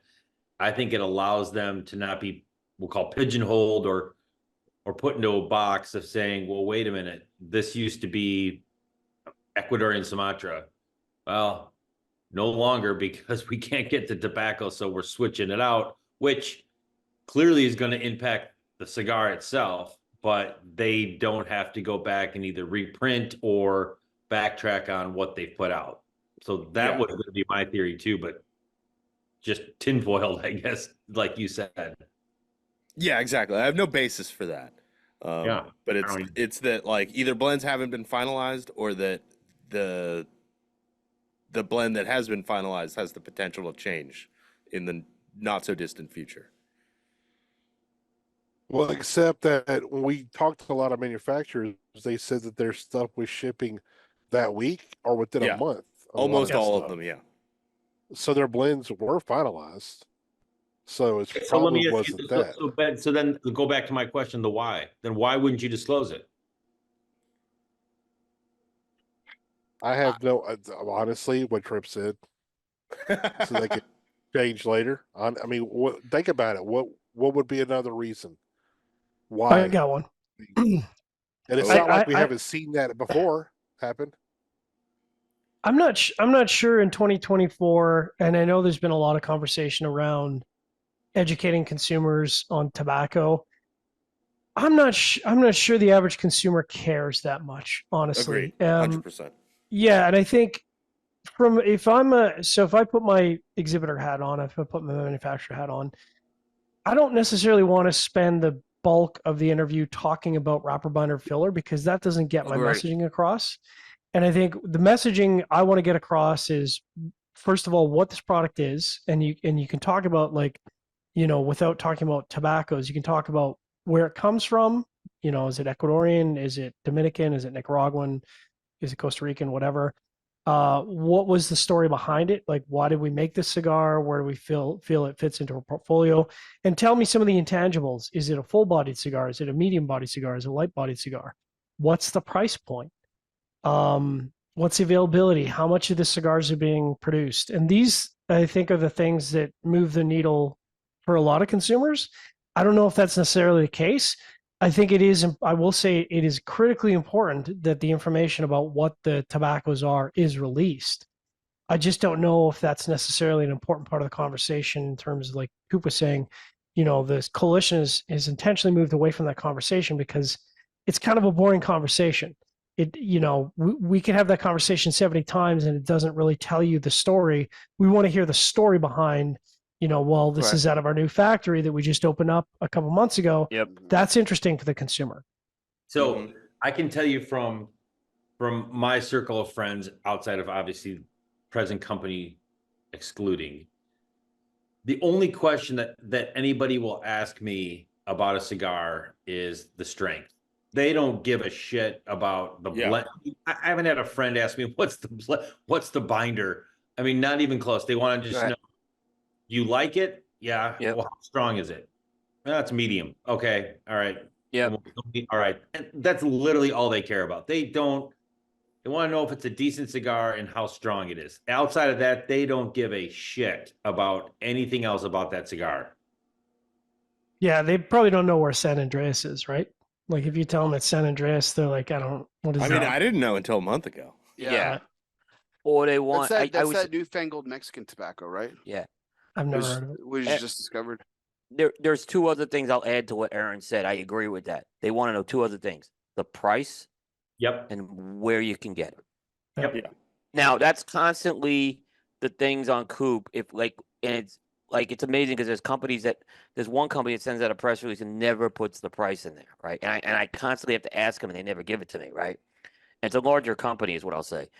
And it's like it's the number one question I get asked. Like the strengths, Aaron. That's kind of like that's gonna get you in. Okay, that's gonna tell you that's gonna qualify it for you if it's a cigar for you. The next thing is how much is it gonna be? Is it a $5 cigar? Or is it a $50 cigar? I mean, that's the next thing. And then the third thing is okay, it's in my price range. Where can I get it? Those are the key things that I see take away with that. 100%. That's Yep. all they care about. They Yep. care. I should have mentioned price. Price and strength is basically But strength is important because, like I said, and it's important to get to because if it's mild and that person's a full body smoker, then they don't even care about the price. yeah, 100%. So I think that's the gateway. What you said, I agree with you on that. Yeah, and some guys will just like, look, I mean, is this going to kill me? You know, like my Yeah. brother will Yep. smoke a cigar occasionally. He's always like, give me something that's not going to kill me. All right, fine. That's all they care about. Right. That's a good point. Right. Well, to that point, so, we've seen, and again, we talked a little bit about how a lot of us have been smoking for a really long time, and then also covering the trade, covering not only the trade show, but covering the industry for a really long time in variety of levels and variety of years.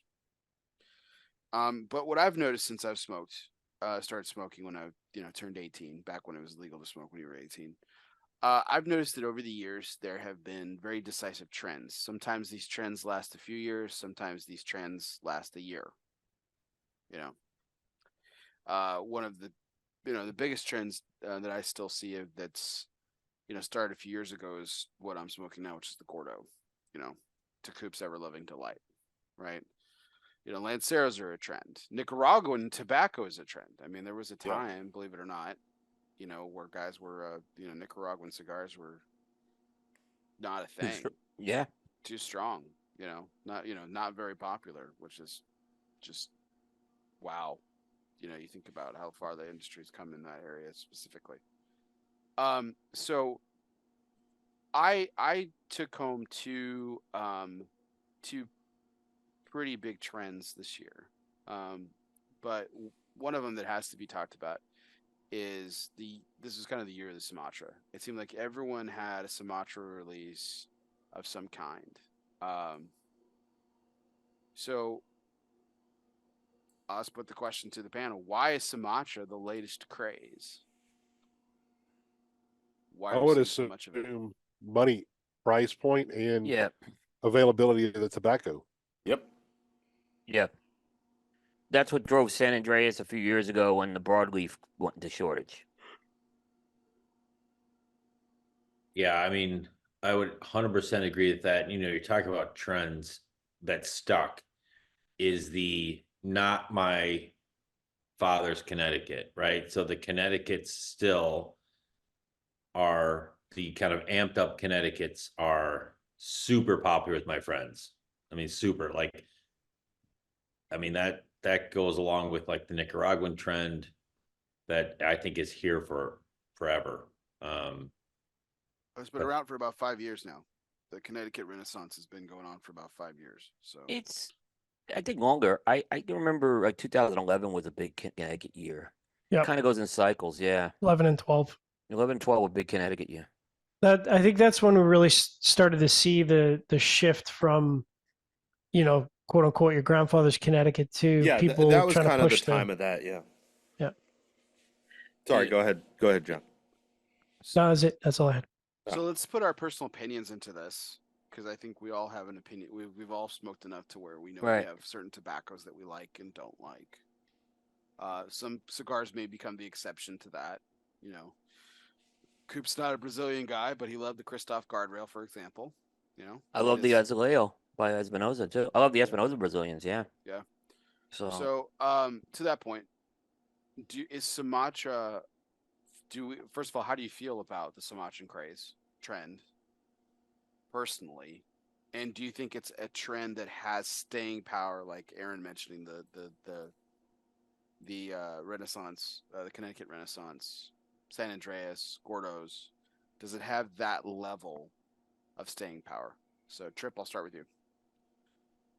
For Sumatra? Yeah. You're How do you saying? feel about Sumatran cigars typically? Like, what is your I palate? typically like a Sumatra. I think it does have staying power, but I think my gut feeling is that it's going to be kind of a short-lived trend once other wrappers are more available and prices start to come down a little bit, and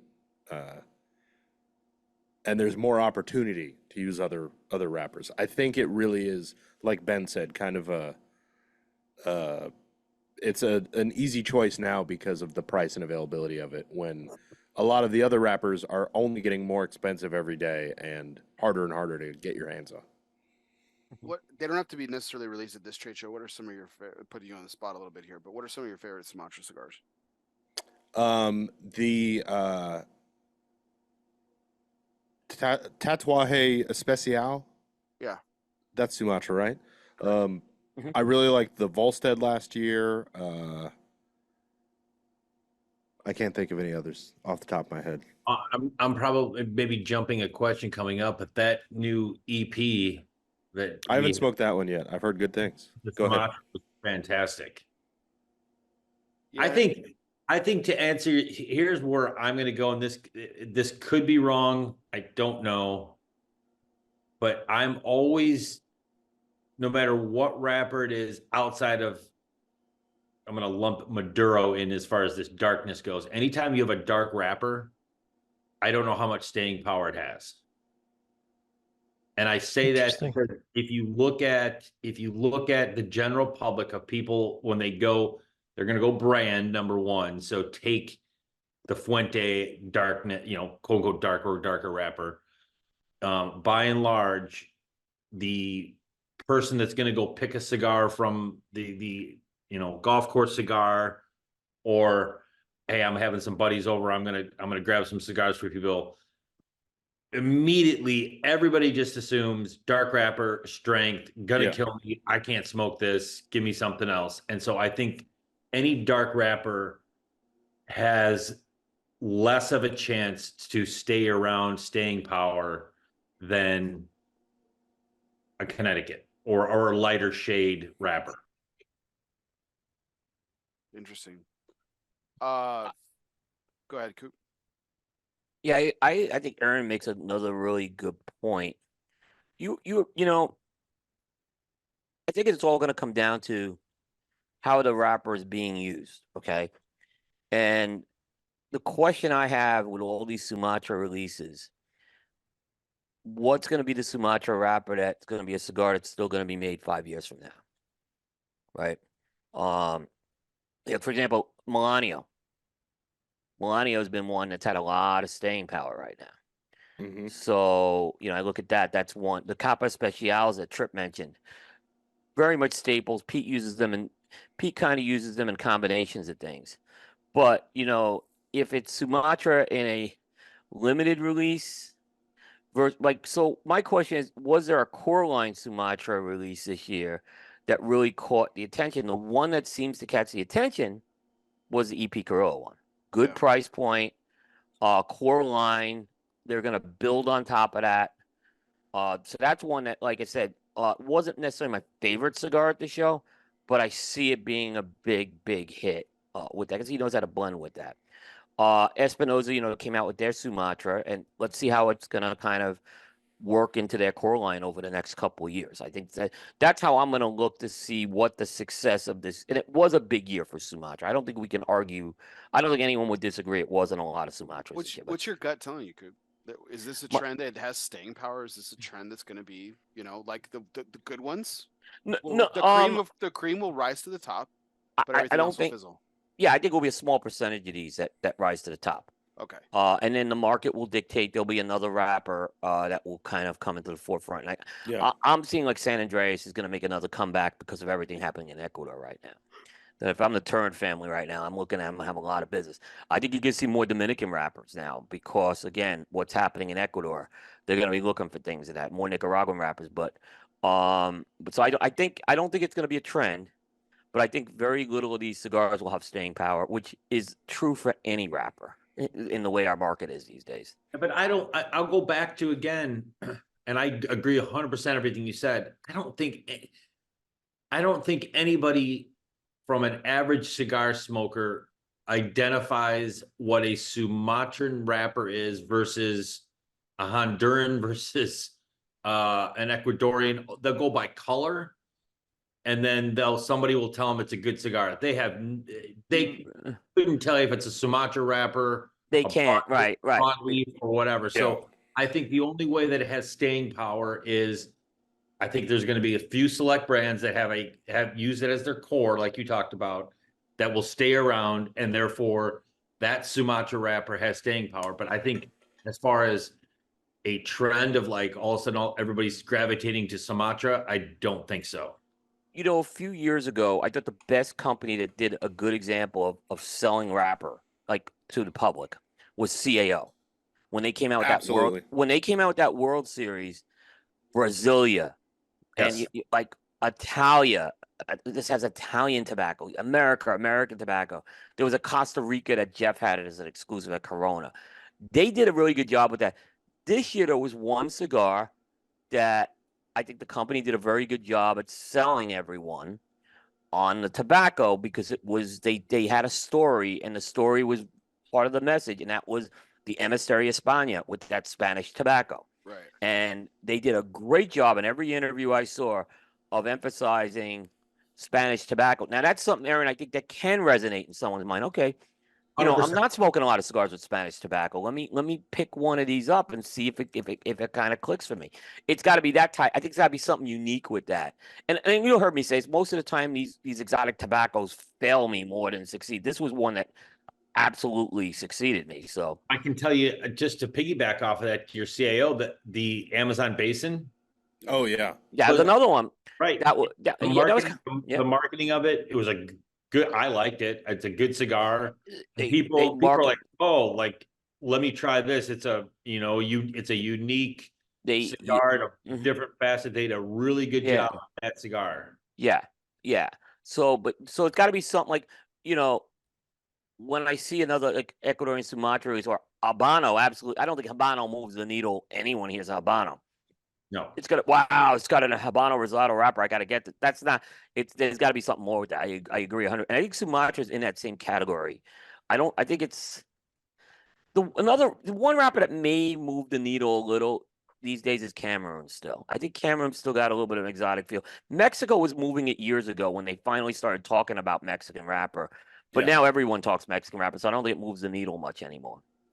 Well, I mean, I actually do. Oh, I'm sorry. Go ahead, John. Please.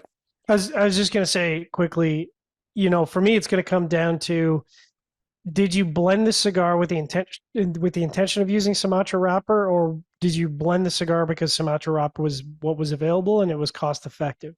And I think that's a huge delineation because, you know, going back to the year, I remember if it was 17 or 18, where we saw an explosion of San Andre wrappers and everybody was using it, and a lot of people were using it poorly. And the end result was a bunch of cigars that were not performing well, and they're not on the market anymore.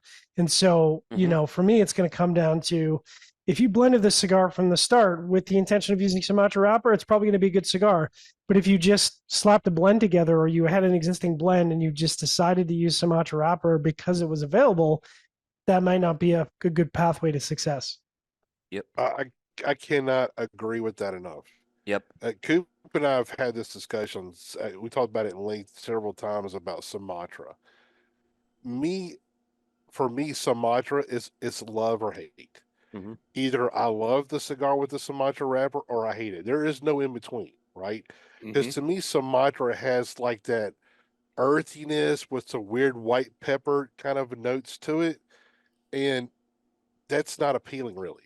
But when you put it with a good blend that kind of not really enhances that, but utilizes those to kind of fill in Accents. spots with the blend.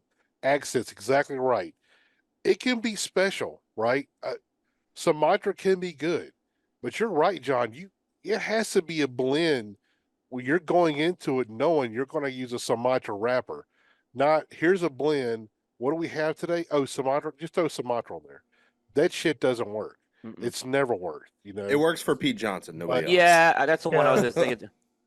But I mean, Yeah, back to Bear's original question. When I hear Sumatra, I'm with Ben on this. To me, Sumatra is Honduran tobacco. It's either great or it's not.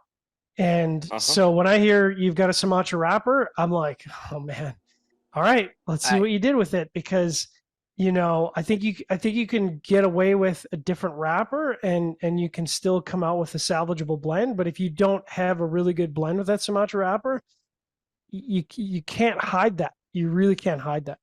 Yeah. And I will say, Ecuadorian Sumatra is a totally different animal than Indonesian Sumatra. Totally. wrapper. Yeah. Totally. It's, Oh, yeah. and Seth will tell you that too.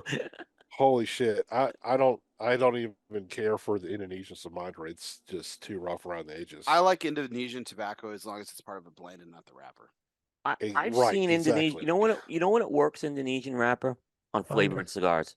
Well, yeah. On flavored cigars, because it's a good combustible wrapper, and you know what? You're really trying to just get the flavored cigar notes out of that. Well, I think what's Yeah. interesting about Sumatra is now with the situation in Ecuador, and I think I don't think we're very hot on that take. I think Indonesian wrapper tends to be very polarizing. So where's the industry turning for their Sumatra? They're looking to Mexico. That's growing Sumatra leaf. So They'll go to Mexico. Yeah. for instance, my cigar of the year from a couple of years ago, the La Barba Ricochet Crew Mexisol was a sun-grown, Mexican wrapper. Well, again, that's not a seed. Yeah, exactly. That's not a seed, but that was that particular varietal was Sumatra grown in Mexico, right? So yeah, it's that cigar is obviously older, but than the market today. But I think I think they're going to try to see it growing in other places. I think we're going to start to see that a lot. We've already seen it with broadleaf, right? Broadleaf being grown in Honduras, they're going to Nicaragua, et cetera, right? Pennsylvania being used more heavily. Cameroon too now. Cameroon too. I mean, yeah, grown in Honduras now. But I mean, Honduran, baby. Talking about like Sumatra cigars. I didn't even mention this, but like, I mean, we talked about like the Melania. We've already mentioned that one. That's a fantastic cigar. Right. He's a Sumatra. Amazing. Pete stuff that he does, it's amazing. Canadian. It's amazing. Oh no, I'm with you on the Pete stuff, but you lost me in the Millennial. Yeah, we're Melanio haters. Well, I think Melanio Melanio is very size specific too. By the way, I think some smoke better. There's some very good Melanios out there. I'll say. Well, the Churchill's what I prefer. But anyway, so Yep, I agree. He does a great job with this. But it is, I will say, it is kind of blend specific. Some things the Capa Especial for me works in, some things don't. The T110 and the Cojete in the Sumatra is phenomenal. Especially the Cojete. To me, the Capa Especial is the best one out of the bunch, right? And another one that I've just recently started smoking again that I used to smoke back in the day a long time was the Christoph Sumatra. You're right. It's outstanding. It's a really good cigar. Absolutely. Yeah, it's like friggin' caramel apples, man. That thing is fucking great. Yep. Yeah, and it's been around forever. Yeah. I mean, we're talking 10 plus years of that cigar. So, it can have staying power. But it's like John said, you gotta develop a blend with Sumatra wrapper in mind. You can't just slap some, blend together if you think, well, it'll put whatever on there. Oh, there's Sumatra. That shit don't work. It has never worked. So it's and Macallan Blue too. Yeah, Macallan Blue has some Sumatra. That's fantastic. Outstanding cigar. That was an outstanding cigar. Yeah, so maybe the best Sumatra I had at the show this year. By the way, I would echo that 100%. I just smoked one today again. It is fantastic. They really did a great job with that. Yeah. So when you say slap a blend together, you're talking about like West Tampa's approach to blending, Ben? Is that what we're talking about? Wow. Something like that. Ooh. Shots fired. Shots Wow. fired. Getting Well, real I mean, on ELOSOFUMARTAKES we here. heard it from Tripp. We heard it from you straight up, man. When attention was paid to detail and a real blend was diligently put together, it was the best blend that he's come up with. Unfortunately, he can't replicate it. Unfortunately. That was the Boris Boulevard. So it's Which most of that it's blend the- was undisclosed, by the way. It's I'm the just in- Yeah. but it's the ingredients. It was the factory that he used. It was the diligence paid. It's the attention to detail, and everything else has been kind of off the cuff, right? Yeah. You know, Ernie, though, when I hear Sumatra out of EP Carrillo, there is a track record of good cigars out of Right. that too. Exactly. And I go back, remember the old Cardinals? Those were Sumatras, those naturals. I believe they were Sumatra. Yes, they Taking were. it back. Those were good too. Yeah, Yeah, those Those were were good. very The good. inch. He had a Sumatra inch that was fucking money too. Yeah, I mean, it's now, like I said, the new the part of that Essence series coming out, which was the EP Carrillo He's Sumatra. banking on that, right? He's got a whole series lined up, and he's Yeah. anchoring it with his strong suit, which is the Sumatra. So he's Yeah. playing the long game with this. Crown He's Heads has got other done, blends. and Crown Heads has gotten some good Sumatras out of him too. Mm-hmm. Because of that factory, I know the Four Kicks Capa Special. A lot of people really like that. I liked it in certain. Again, I that was do. sizes. Yeah. Yeah. So I mean, I think there has. Especially the Robusto size. Yeah. There are other I think Espinosa's had some. They've done some good things with Sumatra too. Especially the Azulejo, which everyone thinks Brazilian, but that's a Sumatra wrapper they put on that thing. Massively underrated. Yeah, it was one of the best cigars Hector's ever come out with. Love that And I- cigar. Yeah, I love that cigar. So, that was, from what I understand, I mean, Hector could talk more about that. I think that was an alternate blend they ended up having to go with for some reason. Because they were trying to do another Brazilian. They couldn't get wrapper at the time, so they took the Sumatra as binder, and they just, no, I'm sorry, they couldn't get Brazilian wrapper, so they put the Brazilian as binder, and then they found this dark Sumatra wrapper worked really well, and that's what they ended up going with. All right, so moving on to another trend. This has been a trend that's been around for a long time. Milestones in this industry are very important.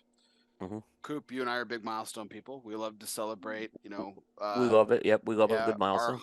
Our 100th episode, our 200th episode, 300th episode, and so on. Right? 7-year episode coming up next month. And anniversaries are a part of that too. Yep, We yep. love it. So, so I've got a 3-part question under this. The first one is, why are milestone cigars important, or are they not? John, you've been around for quite a long time. You've smoked a lot of different anniversary cigars, and I know you've loved some and you've hated some. But are they important? I think they are important. I think it's good to release a milestone in a managed and thoughtful way. So when you have a company that's been around, like, I don't know that necessarily a 5-year milestone is necessarily a milestone that deserves to be celebrated, but I'm not a brand owner. I think 10-year milestone, 15, 20-year milestone, 30-year milestones, 40, 50 in some cases, those are big milestones. And I think the key is you want to release a product that is not good but exceptional, and you want to do it in a way that really capitalizes and packages what that company can deliver. And that's a very tall order, and I think that's where some of these milestone cigars miss for me, is that that's a lot riding on a single cigar release. I mean, there's already a lot riding on a single cigar release, but when you start to get into the 20, 30, 40, 50-year milestones, I mean, how do you put 50 years of tobacco history into a cigar? I mean, you're almost kind of setting up yourself for an impossible task, right? Like, you can't possibly come out with a cigar that represents 50 years of a company's history. So, I guess the next best thing you can do is put out a cigar that is thoughtful, considered, at a reasonable price point, and is packaged in a way that is, that fits within the portfolio of that company and doesn't look gaudy or doesn't, stand out as a cash grab, as it were, if that makes sense. I think the milestone's important, and I think it's very important from a marketing standpoint, but I also think that it's a great opportunity for them to capitalize on it, but they've got to do it, to your point, thoughtful and put out a good cigar, because a anniversary milestone, whatever we want to call that cigar, if it sucks, guess what?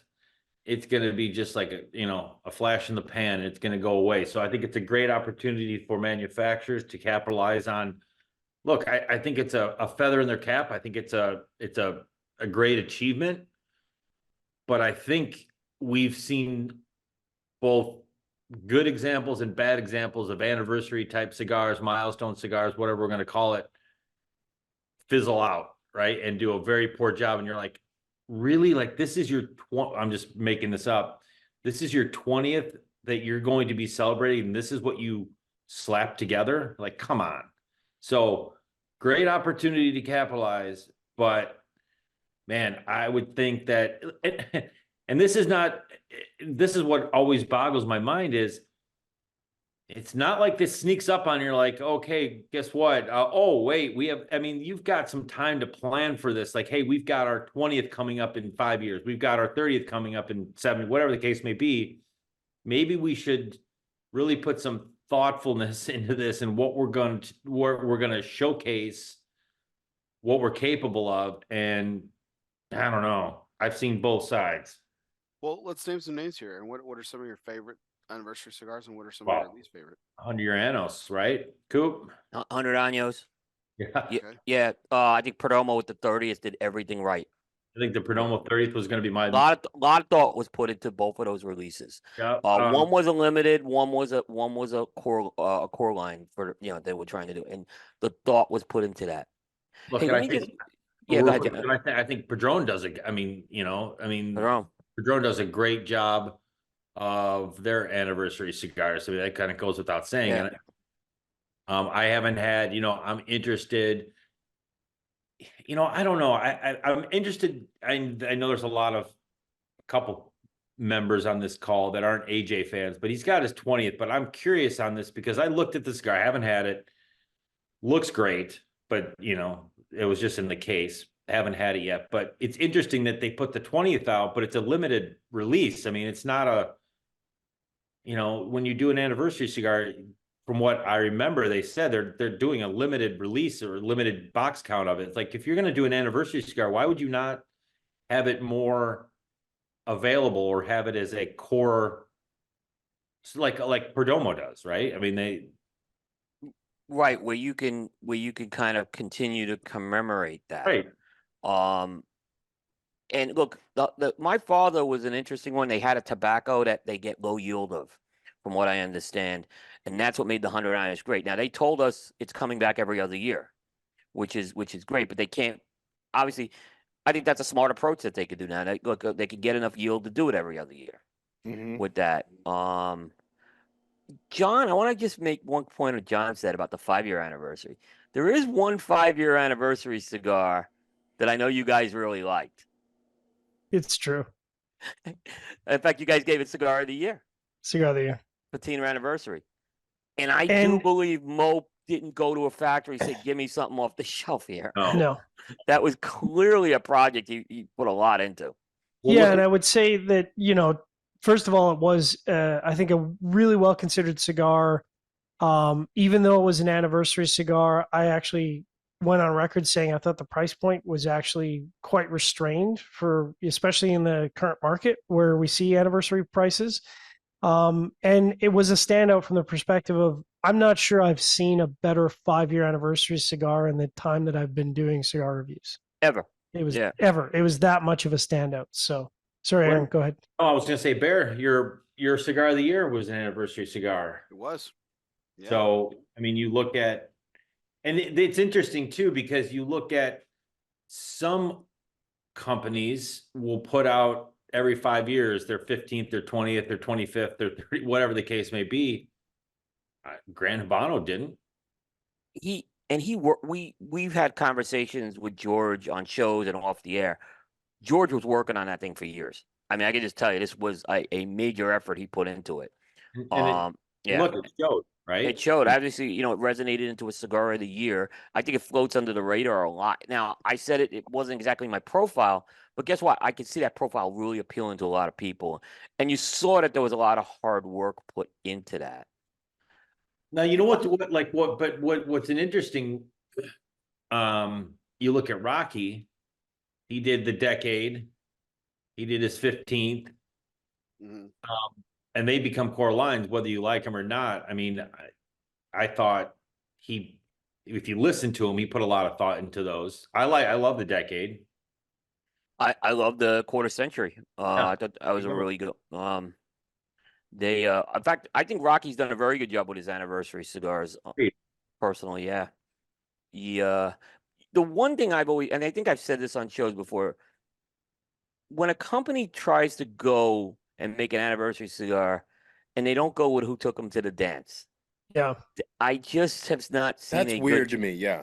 You said that this year, Coop, a lot. I remember you mentioned a couple of times, like they should really go back to, I forget who put it out this year, and you were like, they really should go or should have gone with the Black Star Line did it, Epic did it, Yeah, Black Star Line, I think though they're still very new. But they're a company. I think their model is they go with different factories, right? Espinosa 10 Epic, came out but of I didn't. San Latano, didn't it? Not the What was that? Lozona. Yeah, Espinosa 10. There was but also the Lozona. But they were working with San Latano already for a few years at that point. So I think there was, you could say that was a fair. But the Epic one was a good example. Like there's a factory. Dean's been getting great cigars out of Tobacco von Eycken for years, which was Charles Fairmont factory. He went to AJ, and I'm not saying you shouldn't have gone to AJ for a cigar. Why would you make your anniversary cigar with someone? I would celebrate with who took you to the dance to begin with, who got you to that game, and because usually that track record is not good when I've seen that happen. It's just that's just my opinion that I've seen with that. Yeah. Yeah, I think there's a room for anniversary cigars. I've seen some major disappointments. And I mean, here's a hot take because I know there's a couple of people who really like it on this panel, but like the Oscar Valladares, anniversary cigar, 10-year anniversary cigar. Yeah. Was, he made it uber luxury, not uber luxury, but he made But the Leaf one was good. But the Leaf one was good, I argue. The Oscar one wasn't as good, yes. The Oscar wasn't as good. And then we've seen some that just haven't stayed the test of time. I mean, my own beloved La Flor Dominicana, the 20th anniversary, the 1994. Oh yeah, is a good cigar, but I mean, I mean, by popularity, it's been a flop for them. I mean, the one that was really good, they didn't continue, the Maduro. Yeah, it's unbelievable. One that I think is kind of odd was Tatuaje. They did their 15th, and like Coop said, they went with who took them to the dance, or whatever your phrase is, and they made the 15th in Miami at the original factory. But then with the 20th, they're making it in Nicaragua, which I find, I think the reasoning makes sense, but in contrast with the 15th, it's strange to me. Yeah, but you could argue that Miami. It's a great cigar. But you can argue that's what Miami got Pete to the dance with Brown Label to begin with. So, but I know where you're coming from. And I get that the 20 is kind of a take on Black Label. It's meant to be regular production rather than super limited like the 15th was. But it seems strange because 20 is typically, I think, a bigger milestone than 15. Yeah, definitely. Yeah. I think there's been some that have been obvious flops, and then some that just obviously just really hit too. What's a big flop like besides La Flor? Is there another one you have? Because that. Yeah, I'll tell you. La Flor de las Antillas. But it was. You could argue that they sold out every cigar they got, right? I'm sure they did, and it was going to be a one and done. But we didn't like it, right? That was bad. And it was $40. Where they missed an opportunity. $40. They missed an opportunity where it seemed like everybody really liked it. I mean, even Aaron Loomis liked it. Was the Davidoff 50th? how do you how do you celebrate 50 years for such an iconic brand and come out with a limited release on it? That was fucking stellar, by the way. I'll give you another flop. The Edge. Oh yeah. Oh yeah, the Oh, Edge. yeah. The Edge anniversary was fucking. Oh, I mean, I smoked the freaking Habano Edge all the time, and then I couldn't wait. Oh, I'm like, he's gonna. And then not only that, what makes the Edge so great is its price point, and then he does the 20th at fucking $20. Yep. Like what? Yeah. Ugh. Made 0 sense. Yeah. 0 Yeah. sense. The No, I just want to talk about that for a second because I agree with Aaron. I'm an OG Edge smoker, and so like I approach that from the perspective of a longtime fan of the line. And I think there's an aspect of like you got to be really careful with releases like that because as an OG Edge smoker, I was very put off by both the blend and the price. And I don't know that I'm the core audience, but I feel like I am the core audience because I am an OG smoker of the Edge, and I still have edges in my humidor. Yeah. So Yeah. I mean, that's that. If you're an OG Edge smoker, like sounds like you and I are, I had high expectations. Then when I saw I did. the price point, I'm like, what? That's not what the Edge is about. The whole thing was done very poorly, in my opinion. Well, and to that in that similar vein too, like I think when people start like, and I don't want to go down the rabbit hole with this, but when people misstep by placing cigars in or repackaging or rebranding in a different way or stepping away outside, like getting out of their lane with a particular brand. Yeah. And what comes to mind, I think the cigars are exceptional.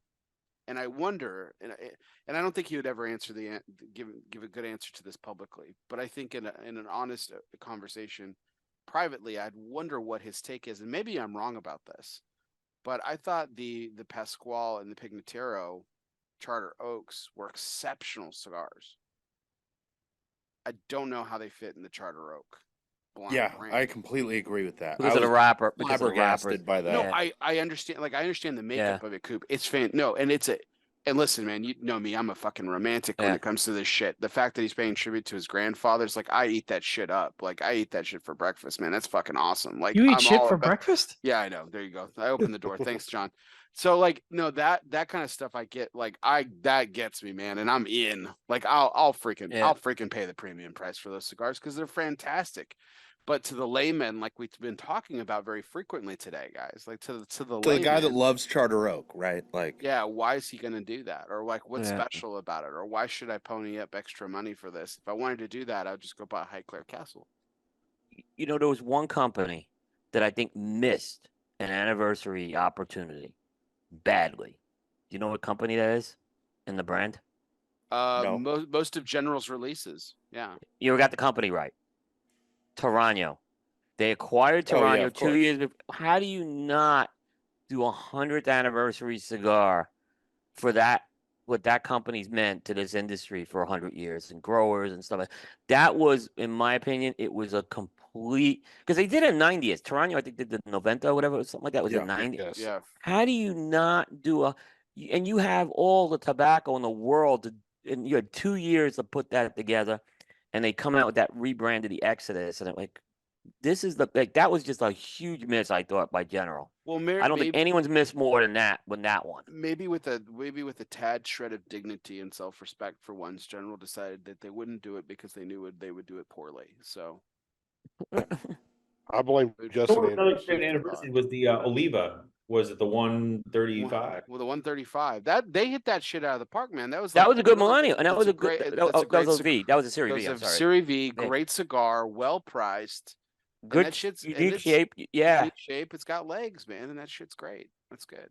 I think one anniversary cigar we missed because it's kind of in the rearview mirror now, but the La Aurora 100 Años was still to this day one of the not just an anniversary release, but one of the best cigars ever released in the market. Yep. It was just a absolute home run. Yeah, and the Maduro. The Maduro was lights out. Yeah, it's an epic cigar in my book. Hall of Fame. Yeah, and I think La Aurora does a relatively good job with their anniversary cigars. I think they just do too many of them. Yeah, I think that would be my issue. When you're punching the clock again at 107, Yeah, you might be going a little too hard on that. 115. And Yeah. that became a stable brand for them for a long time. Oh, I mean, it's a great Yeah. cigar. I'm And not, I'm it's not been arguing with crazy. that. Yeah. It is. But yeah, I agree with you on that. One other one that we didn't mention is, I mean, it's now a trio, but the Hoya de Nicaraguas. Oh, they've done it, and again, they put a lot of effort into those. You can see. Sure. Yeah, that's the. I mean, you could argue each one's gotten better with each one. I actually think that might be a blend that overperformed from what they were expecting. Is Yeah, I the think so, impression I too. got. Yeah. Especially with the Quattro Cinco. Like, Yeah. that one was a one and done, and they were like, whoa, we fucked up Yeah, let's with bring it that. We back. better bring that one back. Bring it Yeah. back. All right, guys, let's move on to another fun segment here, and then we have a few more questions about the show. So this is our Everybody Eats segment, sponsored by Postania Cigars. No, I don't eat shit for breakfast there, John. If you always make sure that your serving style is bigger than your appetite, everybody will always get theirs. Postania Cigars is more than just great cigars made by cool people. They embody an attitude of gratitude and grit. With Postania, everybody eats. Well, gentlemen, let's have a little fun with this. We had a slew of epic meals, I would say, at this year's trade show. Some great food, some great camaraderie. Definitely a step up from the trade show this past summer, which was probably, I think we'll all agree, was probably the poorest eating that we did as a group. But taking into account, the number of trade shows that we've all covered, but specifically to this year, not which meal, but which portion, which dish, an appetizer, a dessert, a main course, which portion of which meal was your personal favorite? We'll go around the clock here, and I'll start with Ben. And we had a PCA this year. That we had a PCA this year. Oh, that's easy. The Bizarre Meats, that Wagyu New York strip that we had. The Wagyu New York strip. Okay. Well, what did you like about it as opposed to the rest of the meal? Because the rest of the meal was rather epic. I mean, let's just call it what it is. Yeah. So to me, this is probably one of the best steaks I ever had in my life. And Hands look at down. look at my size. I've had a lot of steak. So, I mean, it was just so rich in flavor and silky smooth that it was just, it almost melted in your mouth. It was just so beautiful piece of a meat that it just had amazing flavor and richness. It was so good. It was like you wanted to savor every single bite of it. I mean, I even remember we ordered a second one, and We ordered two more, this time when brother. I got the pieces of the strip. Yeah, we ordered two more. Two more. Oh, I thought we ordered only one more. No, we're T-bone, animals. or not T-bone. Of course we are. Why not? Why would we not? But I remember just cutting it in even little smaller bites. So I could just take more bites of this little piece of meat. It was so good. I was trying to, lengthen out my enjoyment of this amazing steak. So that's hands down, like, that was no thought process in that. That was it for sure. Nice. All right, McTavish, you're up, buddy. Yeah, not to take the easy route, but that was easily the hands down winner for single portion. I mean, there was some really good food we had, but that Wagyu was just so far up the charts that, like Ben said, I kind of wanted to just keep eating Wagyu until I got sick, and then just keep eating more Wagyu, because it was a combination of, it's an excellent piece of meat, it's prepared perfectly, and the presentation is phenomenal, and they just don't screw it up. They cook it exactly the way it's supposed to be, and it's, like, it's been a month, and I'm still thinking about it. I'm gonna miss it. It was funny because when you guys wanted to put the order in, the consensus was medium rare. Now, I'm not a medium rare guy, but I kind of went with the majority. I said, I'll take the NPs.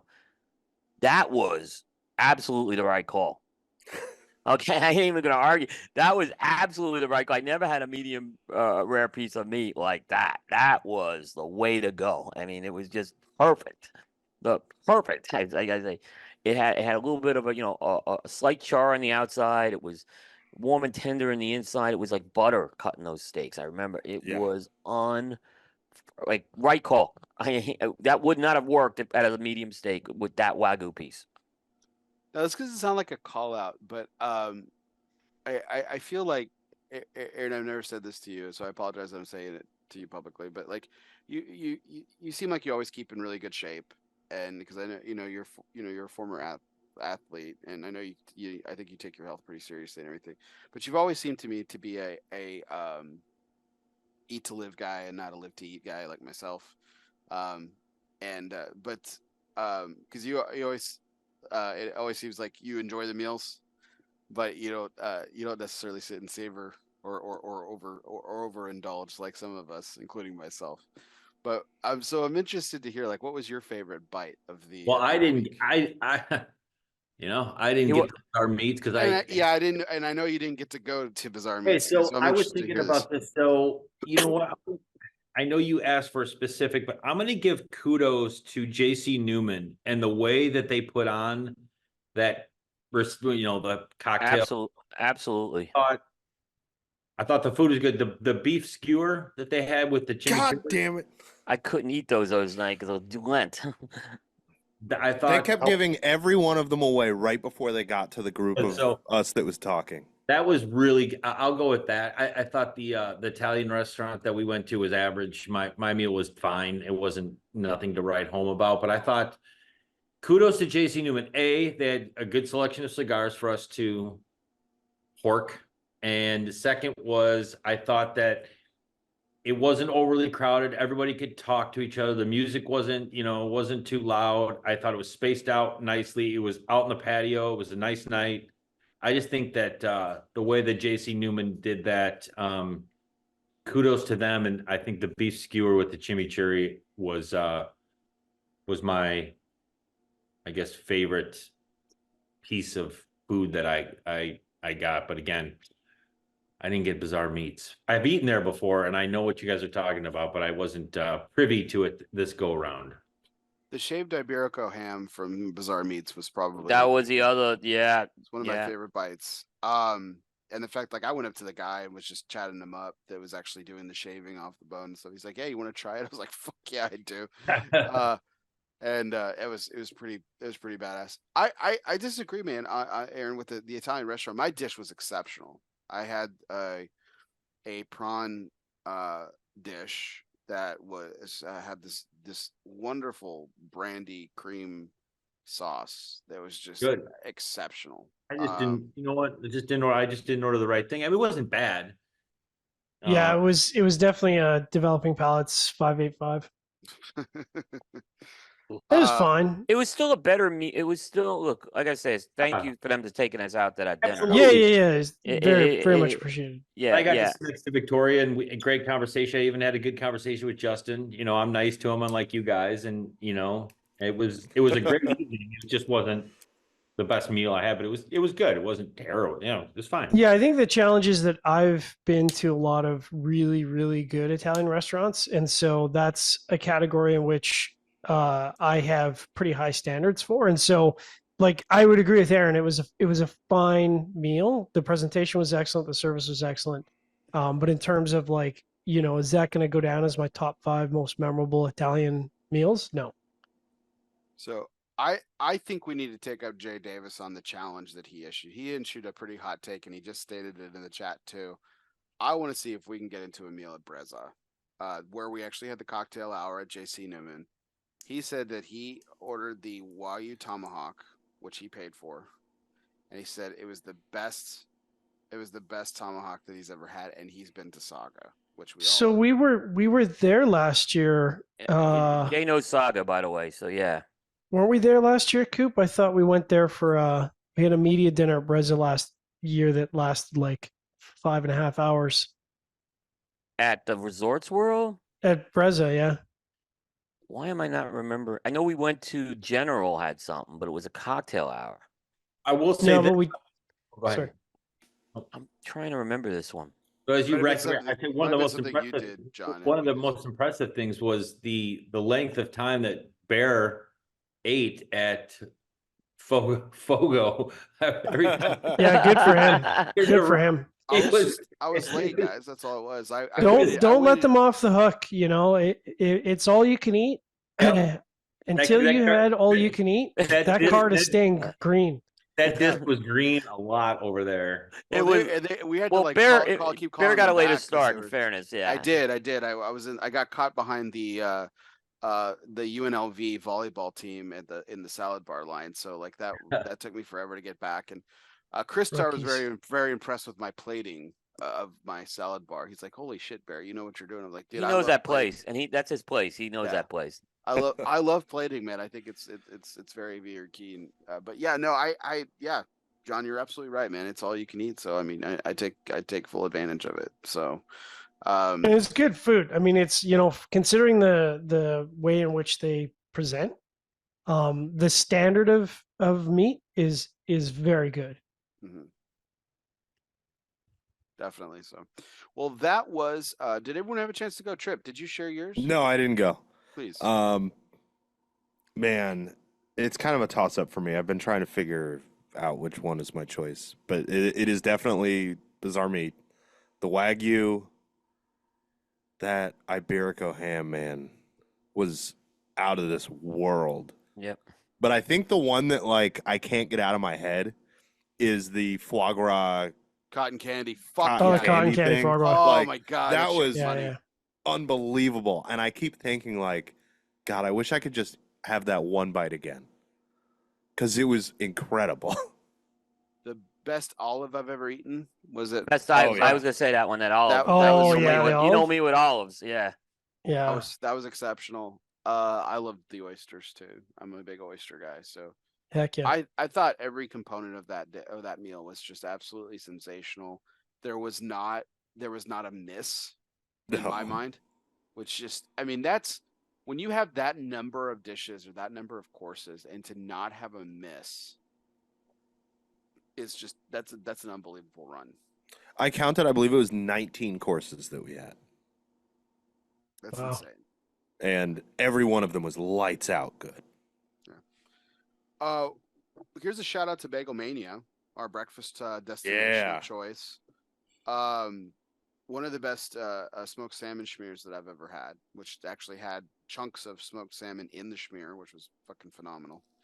But did anyone have a highlighted meal or breakfast from there that they really wanted to share? The meat knish. Yeah. The meat knish by far. It's hard to get a good meat knish. That was a really good meat knish. Capers and lox, baby. That was really good too. Mhm. That was- That's the best capers and lox I've had outside of Manhattan. It Same. was Yeah. really good. It wasn't quite Essa Bagels, but it was extremely good. So wild card question to close out our Postania Everybody Eats segment. Tripp, Coop, you are both the resident egg haters on the team. Yes. So if your life depended on it and you could order eggs any particular way, but you had to consume an egg, how would you eat it? I got an easy answer. I got. I an don't easy give one, a too. shit. Like, if my life depends on it, I'm eating it. So whatever. So it doesn't matter. Like, I know the difference looking at a plate between like a poached egg and sunny side up, Mm. but further than that, I don't know. Like what does over easy mean? I don't know. I could give a clinic on egg It's a- creation. I did it for 10 years. It's a sunny side up egg that's flipped over and served. Yeah, the whites are cooked all the way through, and the yolk is not set. Okay, well, yeah, it really wouldn't matter to me. Not hard boiled, but other than that, actually, you know what? I got another even easier answer. Raw.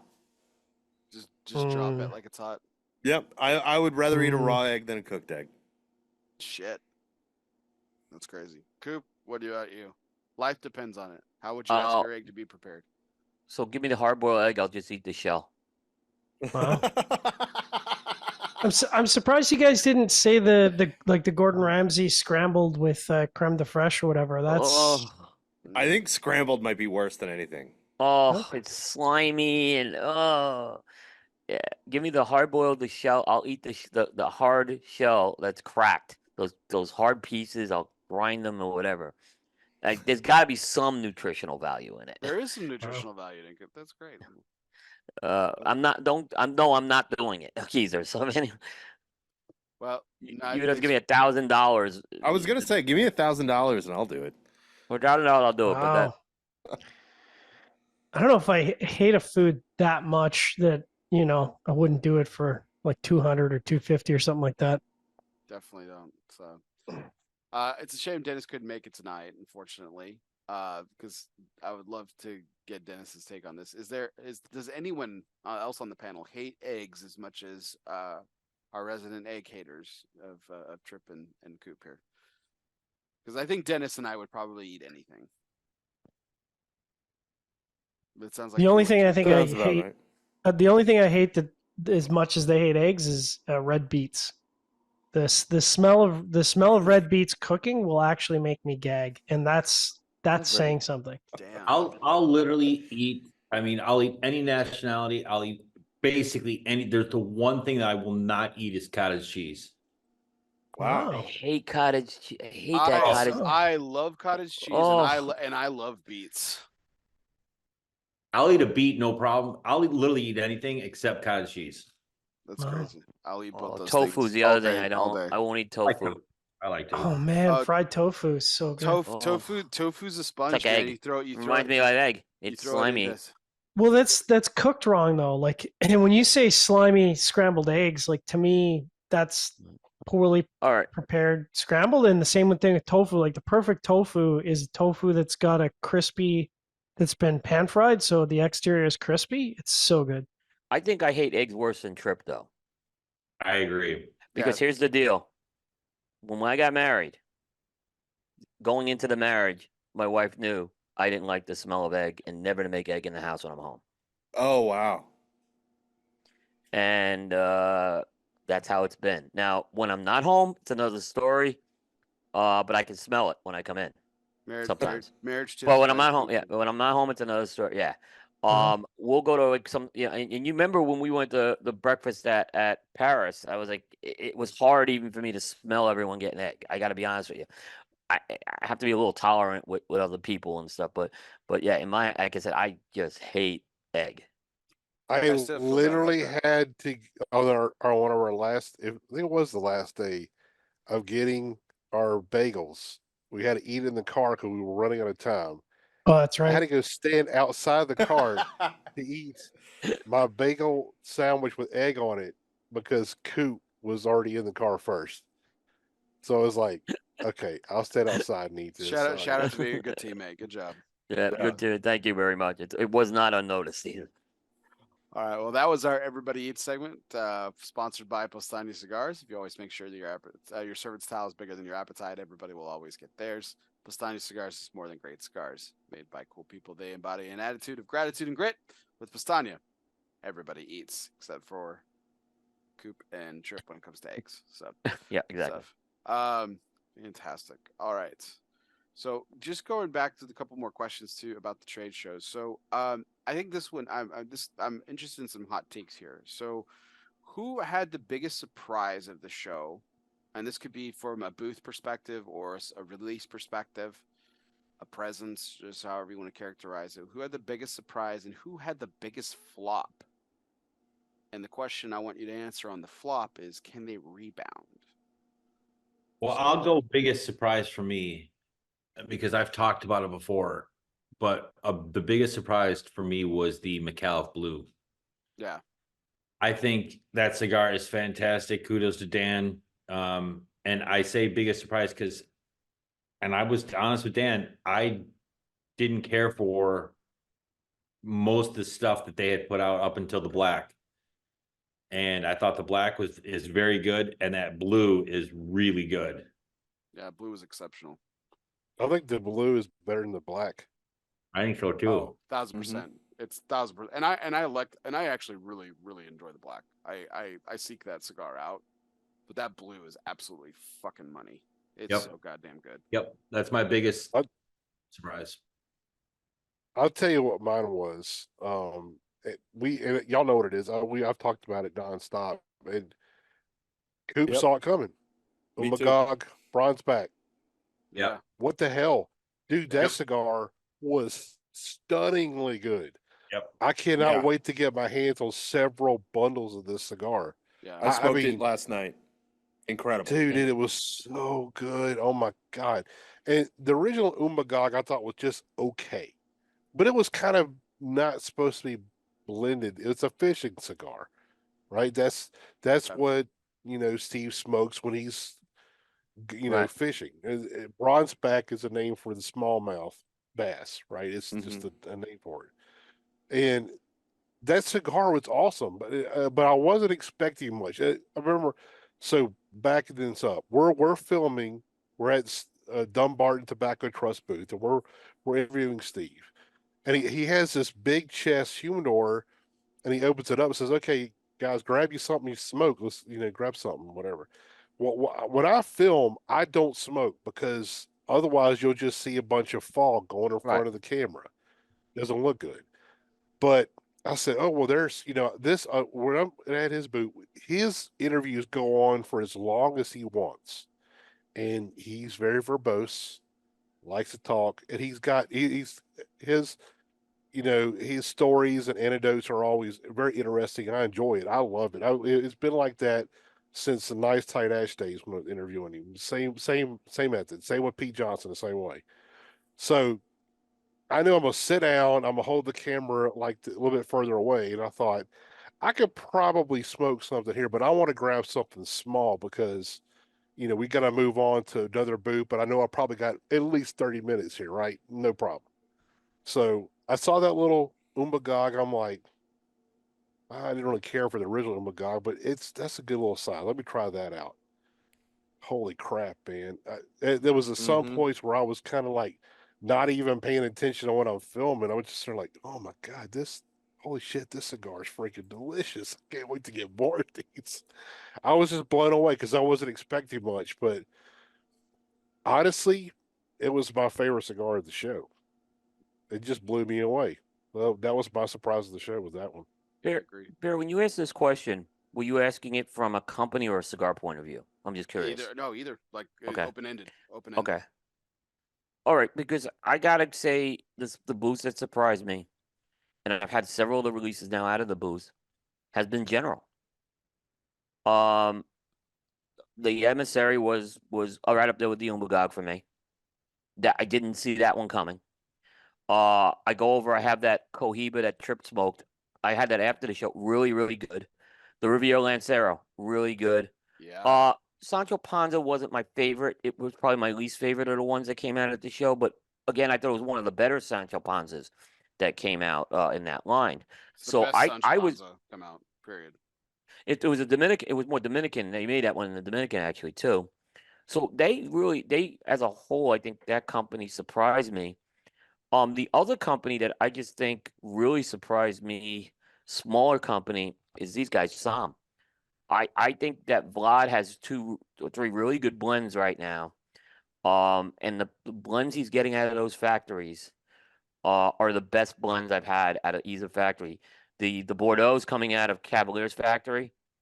I think it's the best cigar coming out of that factory. And the Roya. The Roya is the one coming out of Eladio's factory. I think it's the best cigar that Eladio's done at his factory. So Sam really surprised me how good those cigars were. Tripp, what about you?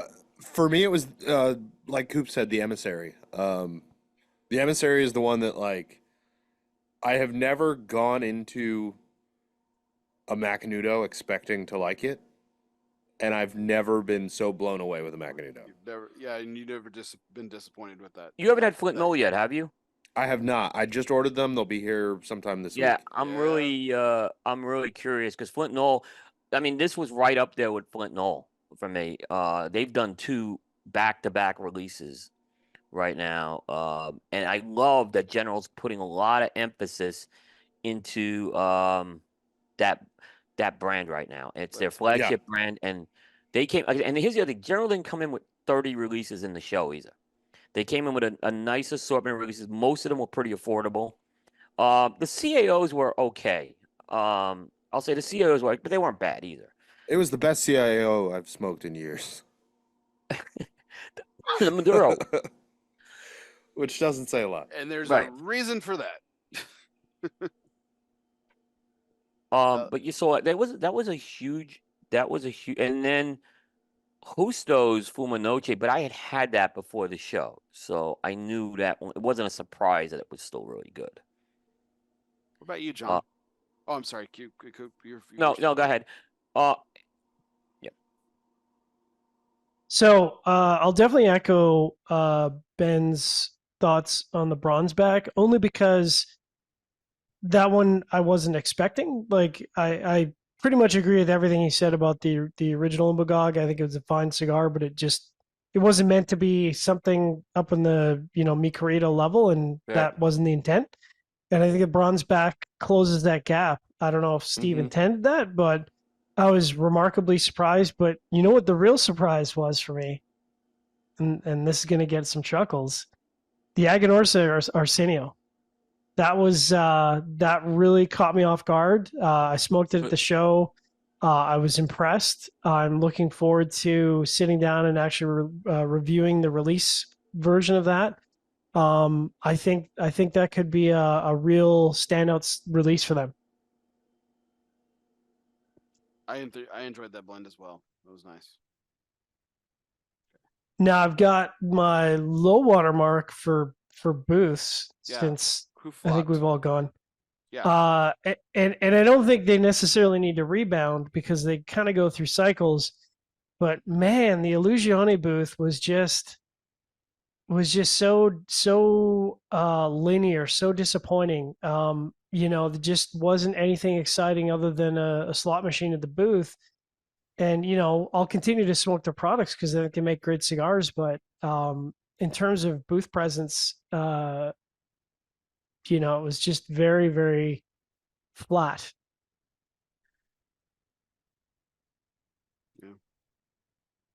Underwhelming boost. I mean, that's not a reflection of the cigars, though, on my opinion. Because I think because I think a lot of us are really intrigued by those releases they have coming out. I'm excited for the releases, but yeah, all of that excitement just wasn't. I didn't get that at the booth. You know what I mean? Like none of that came through at the booth at all for me. Yeah. No, I agree with you on that one. I have an underwhelming booth, but it was more my experience, and I'm gonna keep my mouth shut about who that was. I know who it is too. You all know who it was, and we didn't get cigars from them either. So, yeah. No Okay, Tripp. loss. Well, it doesn't sound like you want to reveal names, but like without going into that, I mean, why was it such a lackluster experience, or why do you think it was underwhelming? Yeah, so without naming names, because I usually I believe in naming names, but I think this is not necessarily a reflection on the company. I'm hoping it was a reflection on the day people were having or something like that. Yeah, that's what I'm hoping too. But we went into the booth and said we were with Cigar Coop, and everybody kind of shrugged their shoulders and looked really upset that they had to talk to somebody. They went and found the lowest guy on the totem pole and had us interview him. Yep. And it's a look, and even say, they don't hate Cigar Coop, is what I say. We've had a very good relationship with this company. At least I have. Yeah. But when I'm not there, sometimes people react differently. And look, I've said this. I'm like, when we do the interviews, we have much better interviewers than me, okay, on this team, which is why I don't do a lot of those interviews. And Tripp, you're certainly and you've had a lot of experience with this company. Weren't they a sponsor of your guys at one point? Yeah. That's what really surprised me. And you, like I said, not a bad experience, a good experience with them. Yeah. So I'm just totally shocked. I was thinking about that over the weekend. I said, I think these guys were sponsors of the old SigFed Cigar Chat show. Yeah, they definitely were. Yeah. For a long time. For a long time, yeah. And like I said, good relate. So I don't know what went wrong other than I'm hoping people had a bad day. That's what I'm hoping. Hopefully we'll find out someday. Yeah. Aaron, what about you? Flop? Biggest flop? I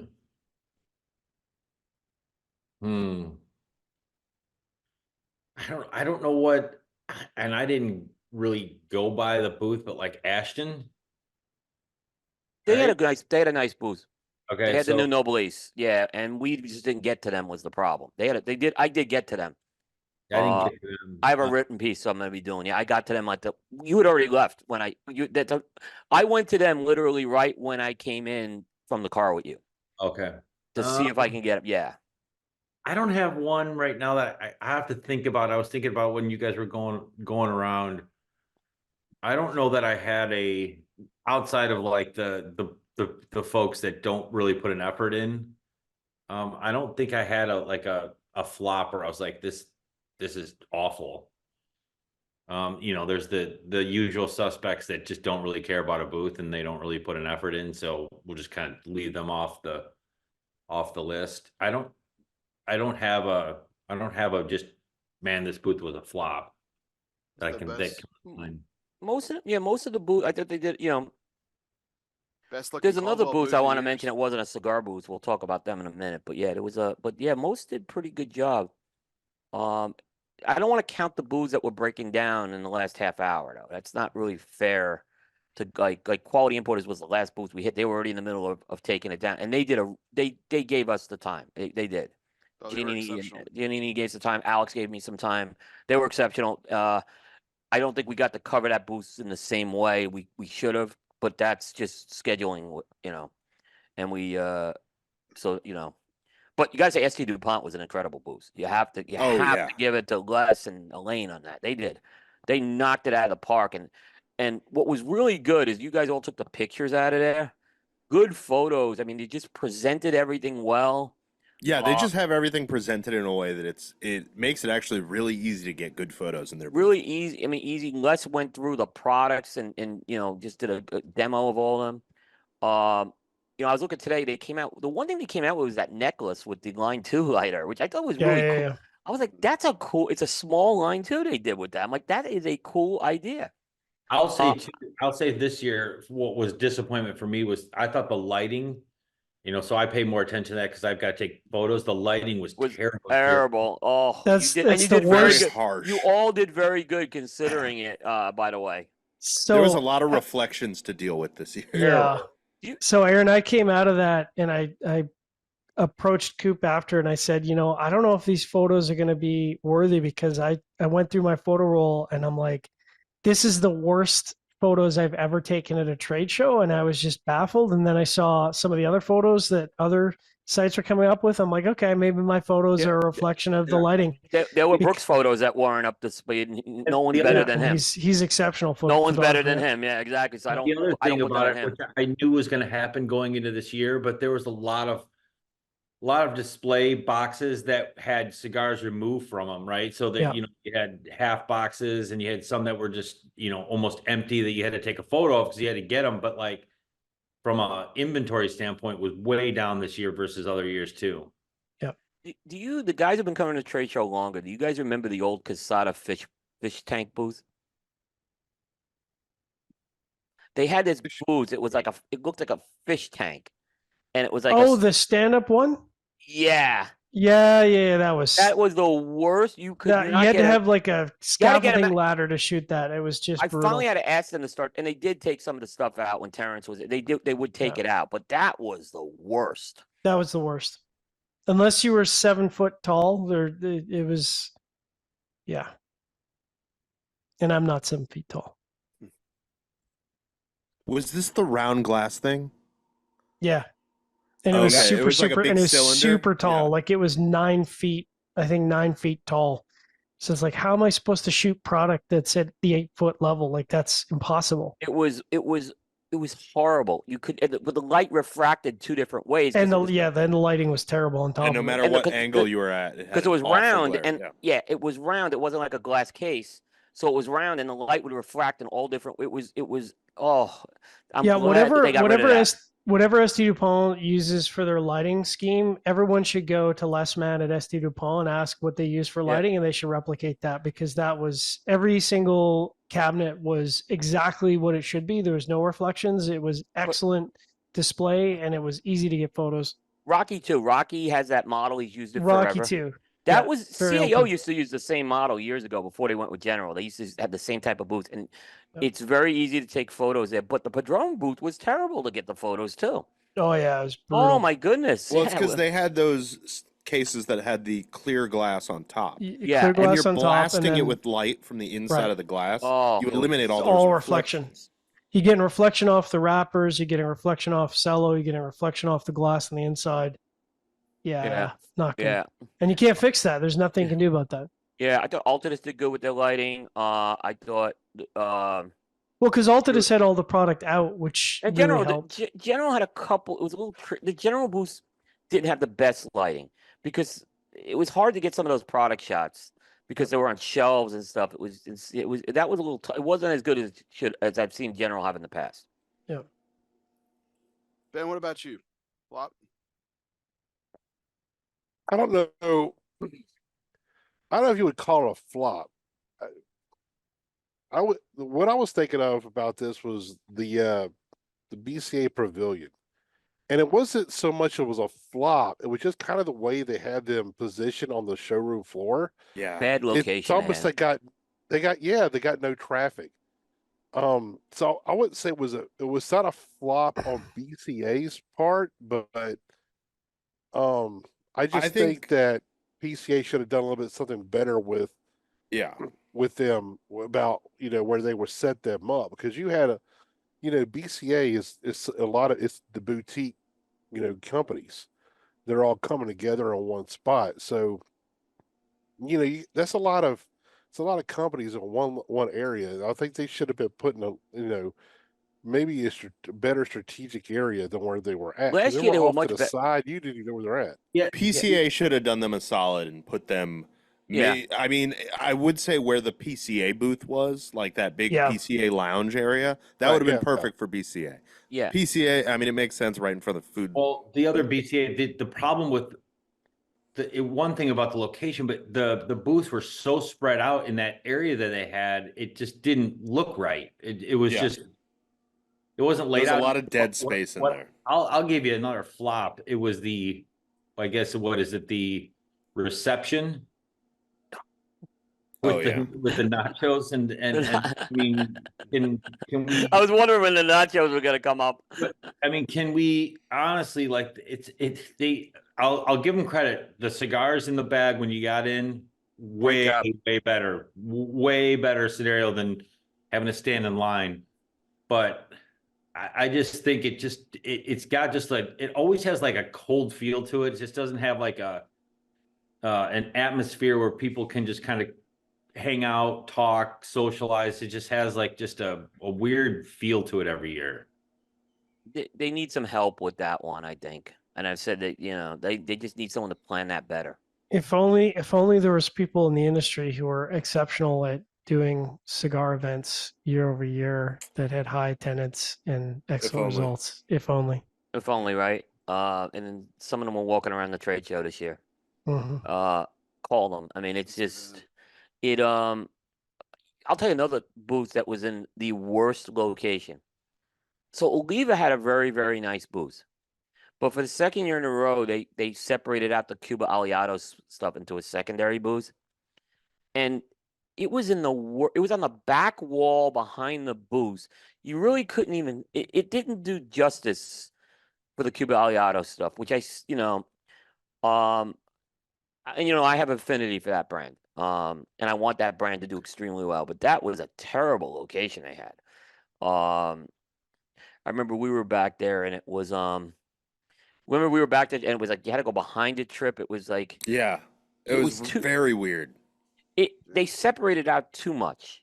It separated out too much. I think they need to still make sure that that's something Oliva. I know they want to keep that as a standalone brand, but I think they still need to. I mean, keep I that think part they of need to make sure that those big, tall booths like Oliva and Placencia, I think PCA needs to kind of take a stand and say, if you're in a booth like this that has over X height, you need to be closer to the center. Yeah. Yeah. Because if you're near the edge like that, it cuts off that last row, and then you don't know it's there. Yeah. Here was Because another. Yeah. you've got a couple of these tall walls, and unless you walk through Oliva's booth, you don't even see those booths. I thought Cavalier had a terrible location this year, not so much on the floor, but they were behind the Perdomo booth. Mhm. And Perdomo has a nice booth and everything. I'm not gonna, but it's a taller booth, and you couldn't really see where Cavalier was unless you like physically walk down that aisle further, and then you know they were there. So I think they were. It didn't really. I don't think they got any favors, unfortunately. And normally you want to be next to a bigger company and you get the overflow, but sometimes that doesn't always work. If in Tripp, I think your point about some of that stuff, and that's not Perdomo's fault or anything. I'm just saying I think they have to kind of work. Some of these companies should work a little better with some of these other companies there. Not as a company. PCA needs to work better with like Cavalier on something like that. So going to I got- go ahead, Aaron, Real please. quick, one last thing on that, and I know this is maybe a small thing, and I don't know how. I'm not an engineer, but they've got to get it to where there's actual aisles, because you go down like 3 booths and then you got to zigzag all over the freaking place. And they I know Coop, we were kind of making fun of the booth numbers and everything. Good luck, right? Because Good you're luck. down 1,100 and all of a sudden 1,100 turns into 12 and then it zigzags back over to 8. It was like, every trade show I've ever been to has aisles, right? It's laid out. Whereas like the PCAs, it's like a maze. I actually kind of like it that way more than like It was I don't tough. like when you walk in and you can see the food court as soon as you I'm- walk in. I'm with Because Tripp the aisle on goes this. all the way down. I'm with Tripp on this. I actually thought it was a good way to break up the. Yeah. I Now, think there's ways to go about it, whereas you just don't. I don't know. In my opinion, I like the more configured. But I'm more the grid. I'm a grid guy. yep. I'm a grid city guy. So, so yeah. You know what booth I didn't get to at all? I know you guys did go. I didn't get into the Sutcliffe booth this year at all. It's pretty standard layout for the Sutliff booth. I mean, it was the same booth that they've had for years. But Patina wasn't in it, right? They were outside. No, they were in it. Oh, No, they were in it. Okay. They're in the far corner, which is Adventura wasn't in it. Adventura wasn't. Adventura wasn't in, but But yeah, they it don't. was But they're it was not with them rotated. anymore. They have a new distribution. Yeah. So that. Yeah. But no, it's a fine booth for some smaller brands in there. And the open style of it means it's got pretty easy access, so you're not feeling sort of pigeonholed as you come in. But yeah. I thought Lee had a good. You guys went to Lee. I didn't get to go to see Lee, but his booth was right across from Perdomo. I thought that was a good. He had a good location. You could see his booth very easy. You're in the Perdomo. You're looking right at it. So I think that's where that one it benefited in that case. I thought the BCA should have been laid out like the Sutcliffe and like with walls around it. The TPE style of that's the ideal layout in my opinion. Here's the only problem, and I've covered TPE once. You guys have covered it more than me, maybe. Those pavilions and the TPE are too close together. It's hard to have conversations sometimes. Right. So I understand I think they just spread them out too much, it looked like, in the BCA. Yep. And that's, like I said, the BCA, I know they work hard and everything, and they I think it's great they're at the show. I'm sorry we didn't get to them again. But unfortunately, there's someone who hurts that not having that last day. So, So wanted to transition here with this, with our resident expert in the city that we'll be going to for PCA 2025. What's one thing, going back to the organization? So Ben, I'm going to put this to you. What's one thing that needs to change? What's one change that needs to happen and will happen in New Orleans? And what's one change that needs to happen and won't happen in New Orleans as far as a trade show or organizationally from the PCA? I have one, but I'll let Ben go first. Like, what do you mean? Like, what are you talking about? Like the stuff that they do, the PCA does? Yeah, open-ended. Yeah. So yeah, what's one thing that needs to absolutely change from organizationally from the PCA and will happen? Something that you predict will happen, and something that needs to change that won't happen. It needs to change. It won't happen. Probably going to be media access again. Hate to say it, but I think we're going to be the same problem again.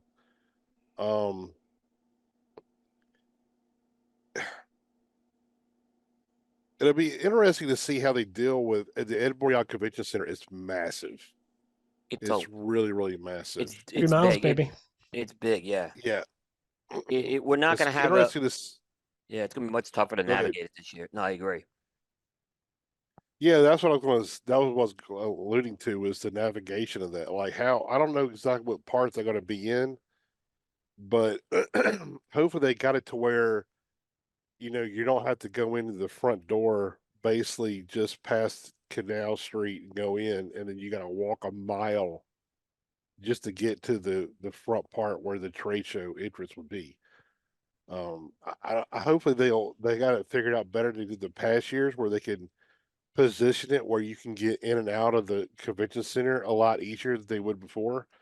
And I think they will figure that out. I think because I mean, they knew that was an issue the last couple years it was there, but they were kind of limited on what they could do. So hopefully that's something they'll have that taken care of by the time that we all show up there. Just in Not case, too I'm long going to from now. schedule an ankle rolling so that I can have a scooter like Mike did. Yeah. I got one We'll all thing. get segues. I got one thing that should change is the PCA exclusives.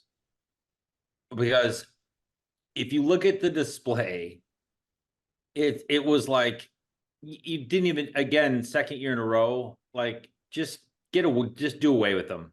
Just I mean, if you want to, if an individual manufacturer does a PCA exclusive, so be it. But like trying to get multiple manufacturers to come together in a sense and put together a PCA exclusive cigar, and then they put it in like it's always in those like random cabinets that are in the like no one even knows or sees or finds. It's like, is it even moving the needle? So just like do away with it. But the thing is, they've always had PC exclusives. Well, Now they're just slapping a label to it now. yeah, But since the first trade show I went to in 2005, there was PC exclusives. you could have You had to be at the trade show to get this. But they don't. But I guess where I'm going with is I'm okay with a manufacturer doing a PCA exclusive, but I think the last 2 years it was to where like 4 or 5 manufacturers had a PCA exclusive and they tried to put them together in a display case, and like it doesn't resonate. Like it's just it falls flat to me. Like either hype it up and do a better job with it, or don't put it like together like they try to do. To me, it doesn't resonate. It's just kind of there. I get what you're saying. Like hype it up, like during the conference day. Make announcements, have signs that say like PCA exclusives only available at these booths, kind of thing. Yeah, they Like, did. give They had it it on some- they had it on the app, but no one looked at the app probably. Yeah, exactly. I guarantee if you grabbed a random retailer walking around the show and you say, "Hey, what are the PC exclusives?" They would know. No. Yeah, Yeah, exactly. they had no Ask you idea. they'd probably ask you what a PCA exclusive is. I have one, Bear. Yeah, go ahead. So, and I have a little knowledge of this one. This is not something that deals with the media or the retailers coming there. This deals with the exhibitors. When this was in New Orleans in 2015 on setup day, now I get this was in the heat of summer. There was no air conditioning in the convention center. And people weren't allowed to smoke either, which I know is put some air conditioning on for these guys setting up. Even if I know it's gonna be in the 70s, not 90s, and it's gonna be less humidity, but make sure that the temperature is comfortable when these guys are setting up the booths. I remember, Stogie Santa was working with when Joel had the Ocean State cigars, and I got a lot of firsthand info on that. Make it comfortable for these guys to do setup so they can be happier when the show opens, because they are putting a lot of work into this. Don't skip on it. That should be part of this. The deal you have should have air conditioning at a minimum, and hopefully smoking. But I would say air conditioning at a minimum when that show floor is being set up. For people out there that don't know, imagine being in a giant steel container Yeah. in July in New Orleans. Yep. I mean, it is impressive. It's just so oppressive. The heat and the humidity coming in is unbelievable. So I mean, I couldn't imagine trying to set up a booth in those circumstances. Yeah. I mean, it's insane. Yeah. I don't know if it's a PCA thing or the convention center thing. I'm not real sure. Like, I who don't know, makes but that there's got to call? be something as part of the deal that you get air. I mean, I can't believe that every convention has no air conditioning on setup. I don't. It's I crazy, right? I don't want to say I understand the smoking thing because I heard some stuff there was no smoking allowed on setup day in Vegas Caesar, but again, or tell everyone ahead of time. Well, apparently there was no smoking allowed during the first hour of the show every day. Everyone was doing it. Yeah, I didn't see it enforced, but that's what I heard too. There were certain manufacturers that said that to us.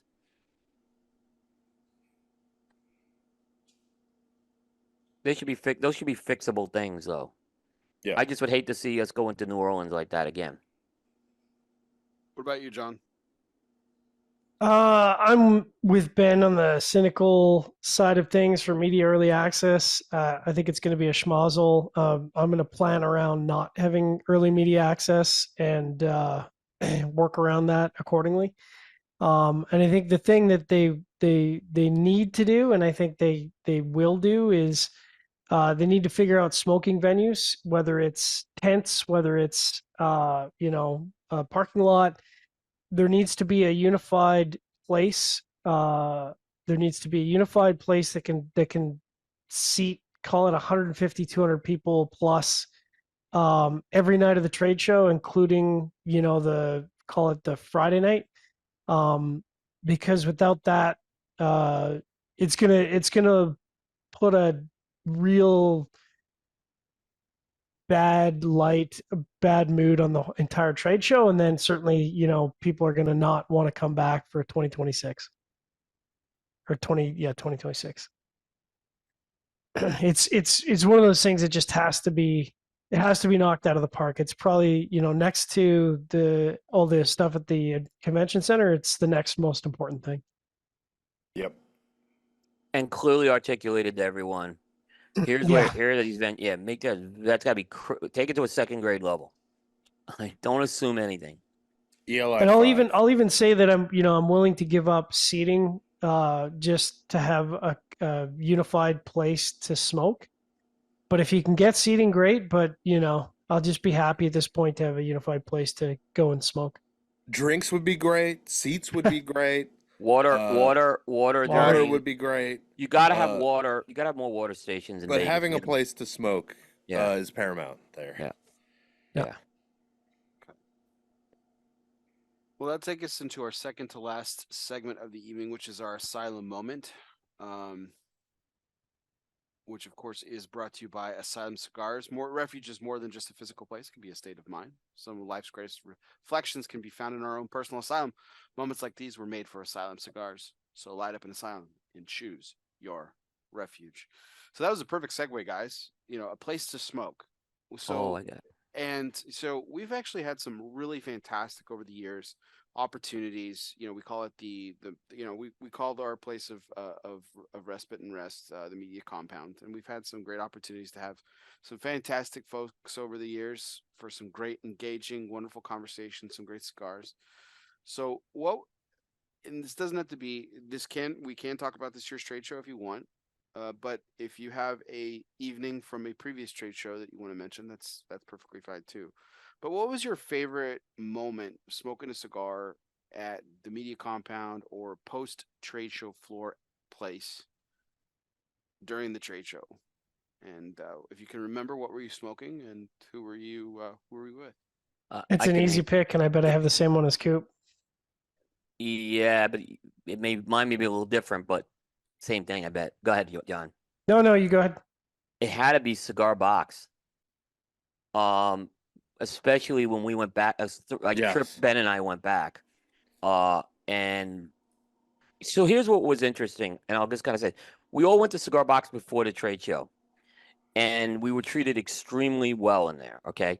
We met a guy named Jason who wasn't familiar with the media stuff and everything, but he treated us really good. He gave us access to that VIP area because the seating was a little tight when we got there, and we had a great time. We were smoking. I know a bunch of us were smoking the Tayamos there, but we went back there, and on Tuesday, like late afternoon, early evening, before we went to the airport, and I can just tell you, Jason brought out some rare La Flor Dominicanas, and we had bought some cigars already, and we figured he was trying to sell us these cigars, and it was the opposite. He wanted to share these cigars with us. And when I say rare stuff, I'm talking Well- Limitado 5, small batch stuff. This Yeah, was, it was incredible. it was incredible. I mean, But Coop, I you're don't- leaving out the most incredible part, which is that he came over and he sat down and he said, "I watched some of your shows." Yes, I was gonna get that. Yes, absolutely. And like I was blown away by it, and I just loved listening to you guys talk, and I Yeah. appreciate what you do, and that got was, a to me convert. was the most meaningful part. I'm so pumped about that. Okay, that I want to go to TPE just to go hang out at Cigar Box a couple of afternoons. And that's how I really want to go to TPE next year, and I want to try to get to TPE next year, but I want to get back to Vegas to go back there. It was by far the best smoking experience, one of the best smoking experience I ever had in Vegas. That afternoon before the show, and that evening after the show, it was very hard to top. I know Bear, you didn't get to go. Bear and you didn't get to go back there, and Aaron didn't get to go back there either. But John, you didn't either. But I wish you guys were with us that second time we went. And for me, I'm not as sentimental as Bear, and some of you other guys, but we got to share a cigar that I never thought I would smoke again. That is the small batch number 4, Yep. which is the cigar I smoked when my first son was born, my first child, my only son. And so like that cigar has special meaning to me. And the fact that Jason brought those out and the three of us got to share that together was like, Unbelievable. it was just really special to me. Yeah. That's awesome.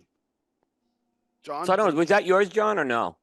Oh yeah, no, Okay. for this trade show, yeah, Cigar Box was like just, and I think you touched on all the points, Coop. It was a level of service that definitely was a massive standout. I mean, I've had good service at a bunch of shops. I mean, obviously Blue Smoke in Dallas, a bunch of shops in Houston have been really good to me, but you know, this was what I would call the next level sort of white glove service. Yeah.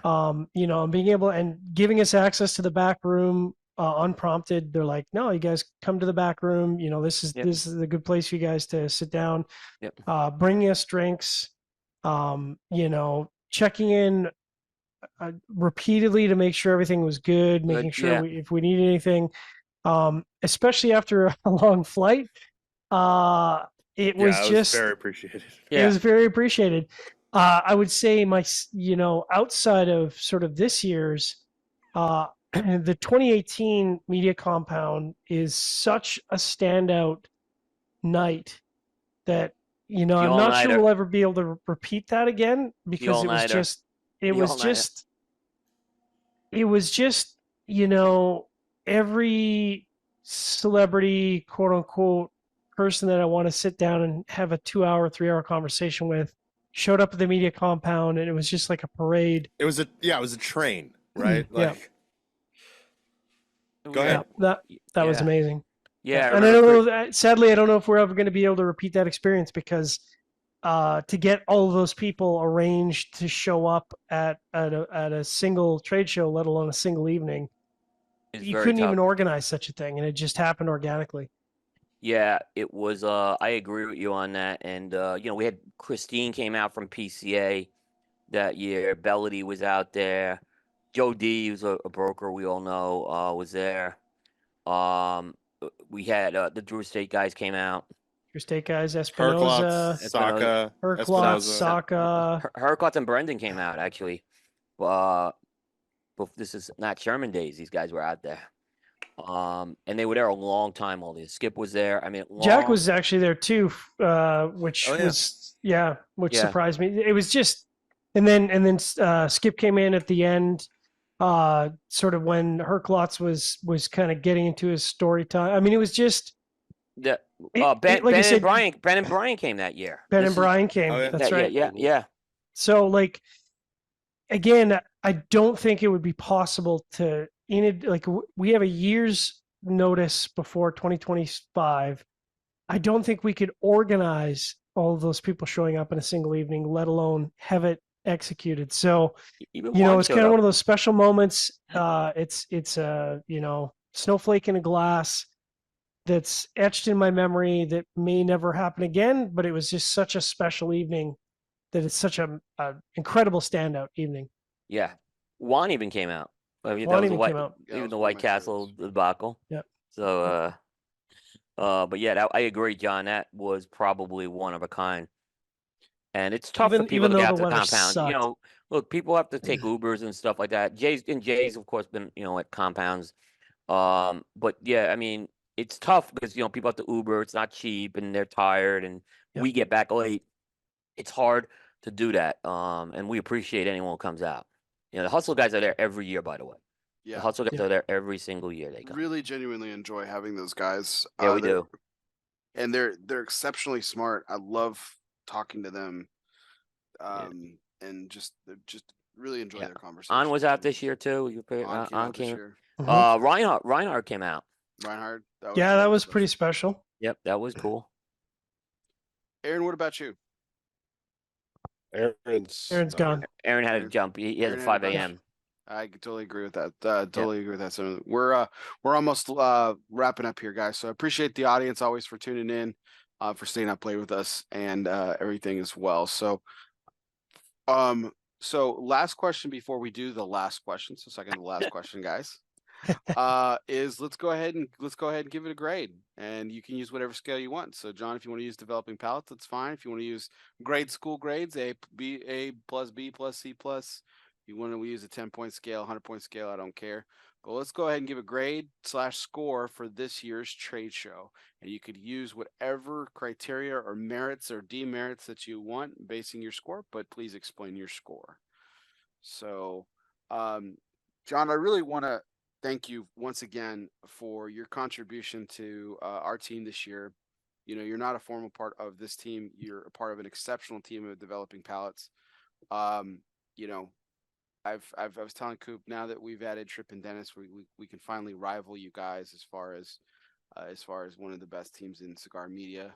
So it was just, but it's always a treat to spend time with you, man. You're one of my favorite people in the world, and your knowledge of all things is always very impressive and everything. And you know, I can't complain, man. Every morning I'm greeted with a delicious cup of coffee. So it's always wonderful to have you a part of the house and the compound and everything. So Thanks, brother. Here, here. Absolutely. This team, by the way, I gotta just say, exceptional. Everyone worked hard. John, you were a huge help to us as well. Everyone, I mean, our team just killed it. Everyone gets an A on our team. Say that. There was just, you guys, and there were a lot of challenges everyone had this year. So, yeah, you know, thank you guys. Yeah. John, All what right. would you Yeah, I'll just. That's not I'll my grade just- for the show. That's not my grade for the. It's great for the team. Yeah, I'll dive right in. I'll use the developing palette scale because it's the only scale that makes sense on a scale of 0 to 10. 0 being completely dissatisfied, 10 being completely dissatisfied. The 2024 PCA in Las Vegas gets a 6.5, which is a good rating. And I would say it is a overall step down from 2023, which I would have rated a 7 or a 7.15, which was a very good rating.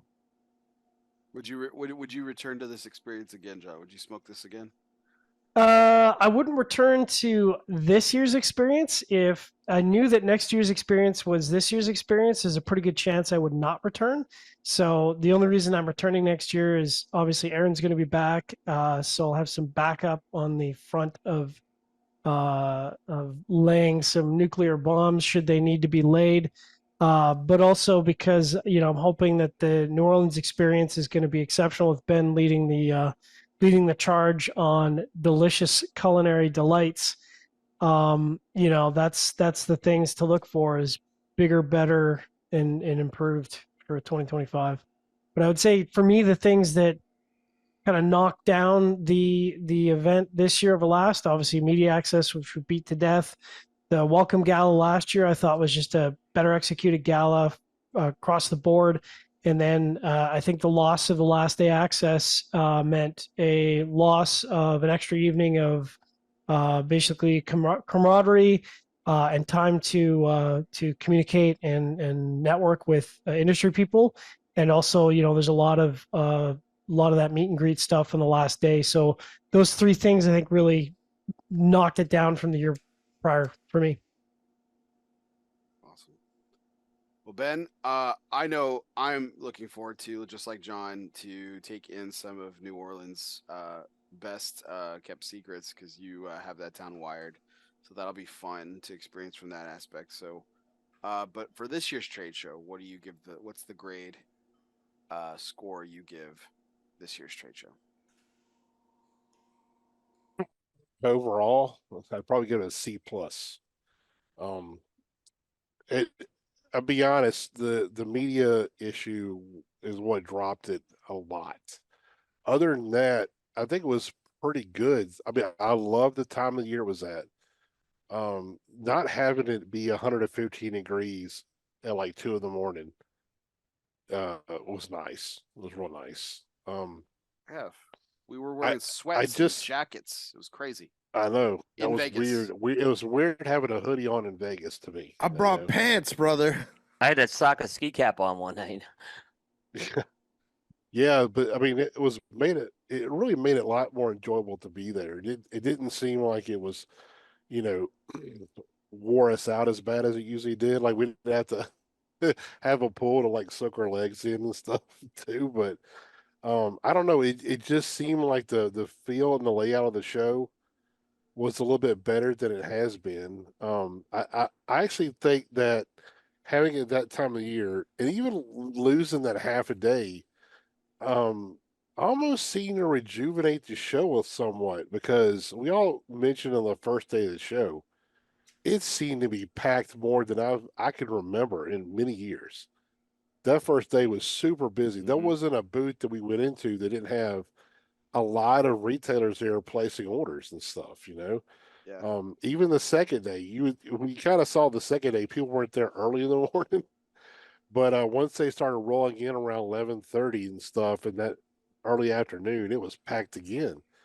So I think PCA did a really good job with moving it to March when they did, and just having it the days where they arranged them. I think it worked. I think it worked well. I mean, overall, I think it was a pretty good trade show. It was just a media thing that basically just soured the whole thing for me. Honestly, and really not so much the incident. It was just kind of how it was handled. Mhm. Was The the general worst part. feeling of being unwanted was palpable. Yeah. That's a great description, Yeah. Tripp. I completely agree with that. 1,000%. 1,000%. I just started having flashbacks, and it soured my mood that first day. I was almost like, "Fuck this place, man." That's kind of what I was thinking the whole first several hours. Was like, "Fuck this place," you know. It's like, what are we Not doing gonna here? lie, man. I was trying to get Yeah. the team. I was trying to get myself up, and I was trying to pump the rest of you guys up too, man. Like it was. I think that feeling was kind of across the board. I don't want to speak for anyone too plainly, but I kind of felt it across everybody, including myself. So I mean, I'm not I'm not placing pointing fingers or placing blame. I include myself in that group. It really was an off-putting experience. I was displeased. So And we Yeah, weren't I mean, even there for the berating. We yeah, just heard we about weren't. it. But Yeah, we like weren't just the there. general feeling of that first hour of the first day was a little rough. yeah, I don't see John Yeah. frustrated too often. I've seen him frustrated, and and I don't like it when he is. It's a very uncomfortable feeling when the Canadian is a little on the pissed off meter. But I mean the look. I mean, I know John was grateful when I brought Jose Blanco with me to retrieve him at the front gate, but I know he was relieved to see me, but at the same time, I did not like the look on his face. I know he wasn't mad at me, but it's like, damn, man, this is not good. So we could laugh about it now, but in the moment, it was not funny at all. So, Tripp, what about you? What's the grade? I'm gonna take a page out of John's book and go with the developing palate scale. I think 7.15. It was markedly better than my last trade show, which was 2019. I took a few years off, and the layout was better. The weather was better. The planning, other than the incidents which we've beaten to death, were much better. Yeah, I thought as a whole the trade show went pretty well. As with Bear, I'm really looking forward to Ben showing us the sights and sounds of New Orleans. Can't wait to find out what the best hurricane on Bourbon Street is. I think it's gonna be great. We're going to try to avoid Bourbon Street. There's more in New Orleans than Bourbon Street, the French Quarter. Is there? Coop, Yeah. Well, I'll tell you what. Our hangout. I already know where our hangout's going to be, and catty corner to that is Tropical Isle. You can get the world famous hand grenades. So there. That sounds like Dennis's kind of place. Yeah. Let's go. It is. Nice. All right, Coop, I'm going to let you go last. I'm going to go ahead and throw my grade out here. Mhm. I thought it was a solid. I thought it was a solid B minus. I thought from an overall perspective, I think I felt really appreciated from a lot of manufacturers. Whether we had appointments or not, people were really genuinely welcoming us in, wanting to talk to us. It never gets old, and it's kind of funny, but it's really great. One of the busiest men at the trade show every year, because he runs a huge operation as far as a company, and then he has also obligations across the trade show floor because of what his family provides to a lot of industry members. Is Nestor Andres Placentia. Always, like, he sees us, man, and he never says no. Never says no, and we grab him, and it's usually done something in the hallway really quick. Off to the side of his booth, and he'll talk to us for a couple minutes, and he does it with such exuberance and graciousness. I love that. Can't thank him enough. Yeah. Can't thank him enough. I really. It's almost becoming a thing with us, isn't it, Bear? Yeah, it really is. Me, you, and catching him in the hallway. Catching him in somewhere, like, That's the hey, PCA it's like, thing. hey, you got a couple minutes? Let's stop right here. Let's just drop everything. Right. But I've really come to enjoy my conversations with a few of the folks on the trade show floor. I love our tradition of Steve Zock on the last day. It's I love sitting in that couch, getting his from his grumpiness to his ungrumpiness. I love getting his take, his challenge to me to always challenge him with different questions. It's always appreciated, and I always enjoy it. Really enjoy talking with Pete over the years. It's been always great. John Huber, I've just really come to appreciate his style and Treats us always first class in that booth too. yeah, his insights are always great. Yep. And so many others that Yep. that just kind of go unmentioned and stuff. But Yeah. I love it. Gusto Iro always has a place, has a table for us. We sit down, it's like old friends, and it's just great. And a lot of people treat us that way. And I know I'm missing a lot of people, so I apologize for the people who treat us so well that I haven't mentioned. But just overall, I really appreciated that. Like Ben, Tripp, and everybody, the one incident that we've killed, just it was really, really super unfortunate. I think it would have been a lot better of an experience if you that. But unlike Ben, I'm on the up on that. I think things are going to change. I think we're going to get it fixed. And you know what? I've always been accused of being the most naive guy on this team, so I'll just fucking keep holding that crown. So that'll be good. So Coop, your score, and then our last question of the night, which is our curveball segment, folks. Coop, what do you score the PCA 2024? All right, two comments before I get to the score. Scott Pierce wasn't there. Scott Pierce is an incredible supporter of ours. He had to deal with some stuff outside the trade show, and that had to come first. So, I think they did miss him there. So, the other thing is, as far as the media access goes, I think everyone on this team knows I was dealing with a much bigger issue at home. Yeah. So I kind of, after what happened, my mindset changed after that for the next day and a half. So that being said, don't get me wrong, they lost points for the media access, but new venue, Vegas Convention Center. I thought that Vegas Convention Center, good job. It was easy to get into, easy to get to your cars, easy to park. They did very good with that. Moving it to the spring, I think I was proved wrong. I think the spring is great. I think it's great for this trade show.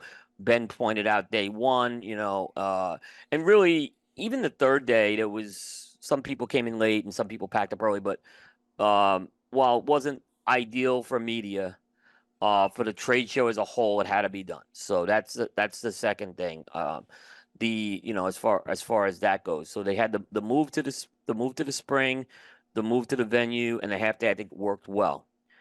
You got to do better with the opening party. You need this. They had the best first day up until the party, right? But that first day, great job, just great presentations. People weren't there had to be about 300 people there that whole day. So little things like water and stuff like that. Overall, I thought there was more product than I expected. There was more product shipping than I expected. With one exception of a booth. I think for the most part, the booths we went to were good. I'm gonna give it a B.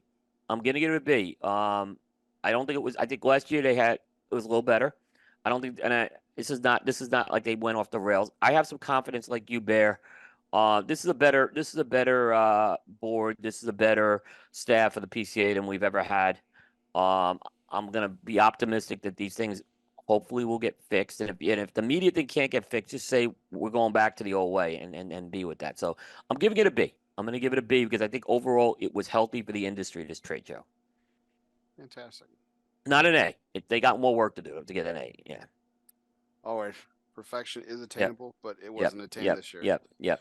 All right. So last question of the evening, guys. And again, can't thank you enough for buckling up for a long evening of questions. This is a classic Bear long show. Yeah. Hopefully this was fun and engaging and great job, Bear. Great job. Questions.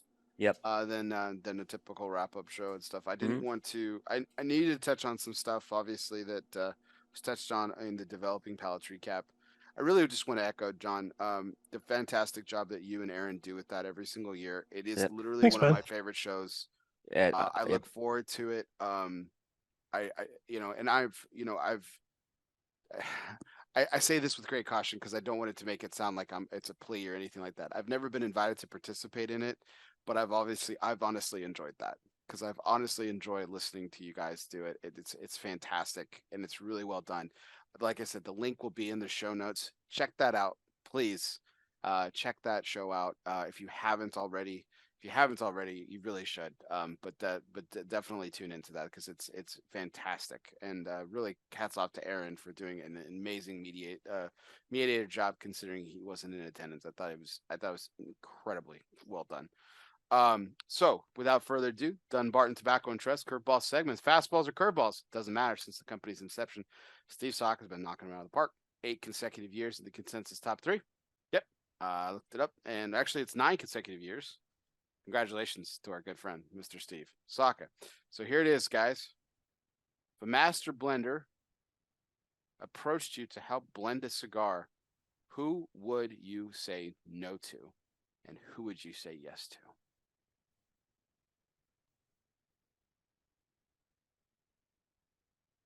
And I use the term master blender loosely. There are a lot of quote-unquote master blenders out there, but let's just say company heads or quote-unquote master blenders approached you and said, hey, I need your help on a cigar. Who would you say no to? Who would you say yes to?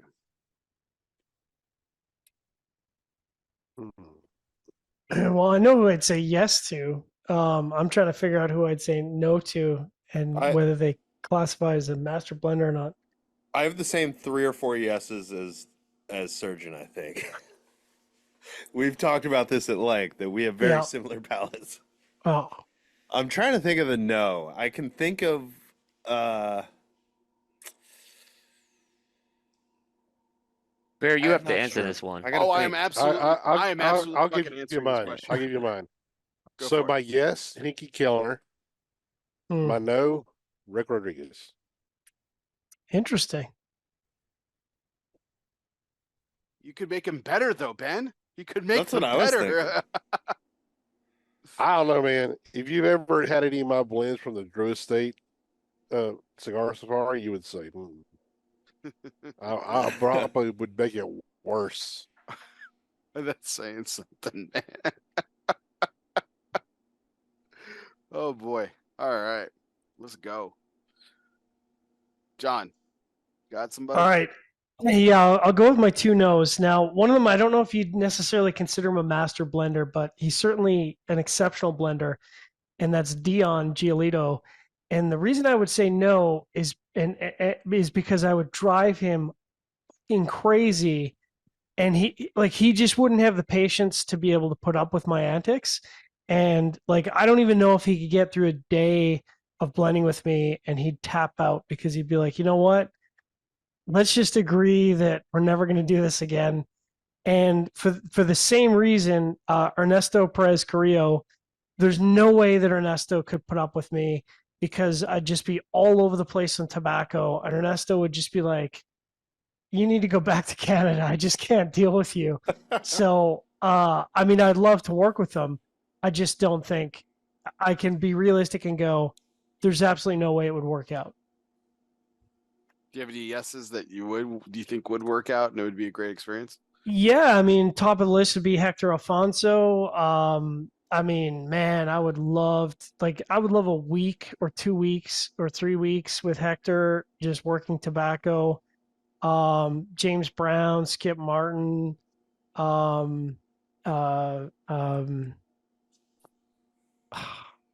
it's late and my brain is not firing. But Willie Herrera, because I've done blending sessions and obviously they're super, like super surface level blending sessions. But I had the opportunity to kind of go back and forth with him on tobacco, and like he was like, "Okay, what are you trying to do?" And I broke it down, and he's like, "Okay, you know what? You're almost there. You need to change this one leaf in the blend for this, and I think you'll have what you're looking for." And he was just such a good teacher. Like he was just a very good enabler. And so those guys would all be like, really, really easy in my mind for me to want to work with and do a blend with. Nice. Tripp, what about you? I'm trying to think of my no's because, as I suspected, John nailed my yeses.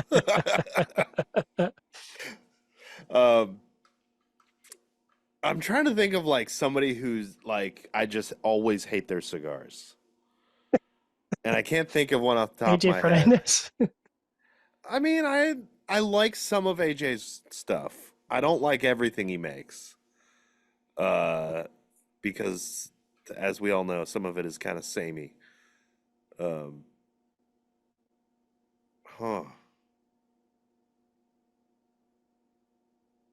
The best thing I can come up with is Henke or Eladio, because I don't think that I could add anything to what they do. Like, what am I gonna say that they're gonna be like? Yeah, that's a good idea. That sounds like Nothing. a great idea. Winning idea, yeah. Okay.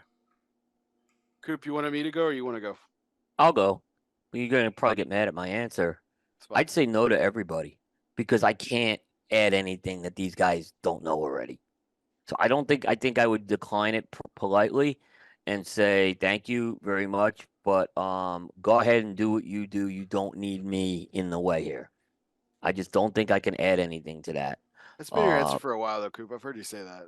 Yeah, it's I always said if I had a Coop cigar done, I don't want to be involved with it. I would, obviously I'd give a profile and stuff, but I'm not going to go in there and start like hand selecting tobaccos and, saying add this leaf, add that. I don't think I could do justice to that. So I would say no to everybody politely and go from there. I know everyone's expecting me to say Rick Rodriguez on the no. I would absolutely say yes to him because I do believe I could make it better. Call me egotistical, but yeah, I could definitely do that. So I would say no to AJ Fernandez because he wants too much control. He's got that track record. He's got that reputation. That's a good answer. So he will he's said that to a lot of people. We've heard that same Right. story. Like, hey, people try to buy tobacco from him. He's like, hey, let me just make it for you, and it works for a lot of people. Like I know Ben's not a big fan of his stuff. Aaron Loomis obviously hates his stuff, even though he hates everything. I But, like AJ stuff. I like AJ stuff. I love AJ stuff. I really do. Yeah, I There's a really lot of do stuff too, I yeah. think- There's a lot of stuff I think he makes better cigars for other people. That's always been my bag about him. I think he makes better stuff for other people other than for himself, which I think is kind You of guys smoked disappointing. Diaz de Gloria Brazil. Is it good? It was really good, yeah. Oh, nice. Okay, I'll give that a shot. Yeah. I would absolutely say yes to James Brown. I'm a big fan of his stuff. Hector, I've said it time and time again. He's got my palate nailed. I don't think he needs my help because but the way he blends always kind of speaks to my palate. But I would say yes to him.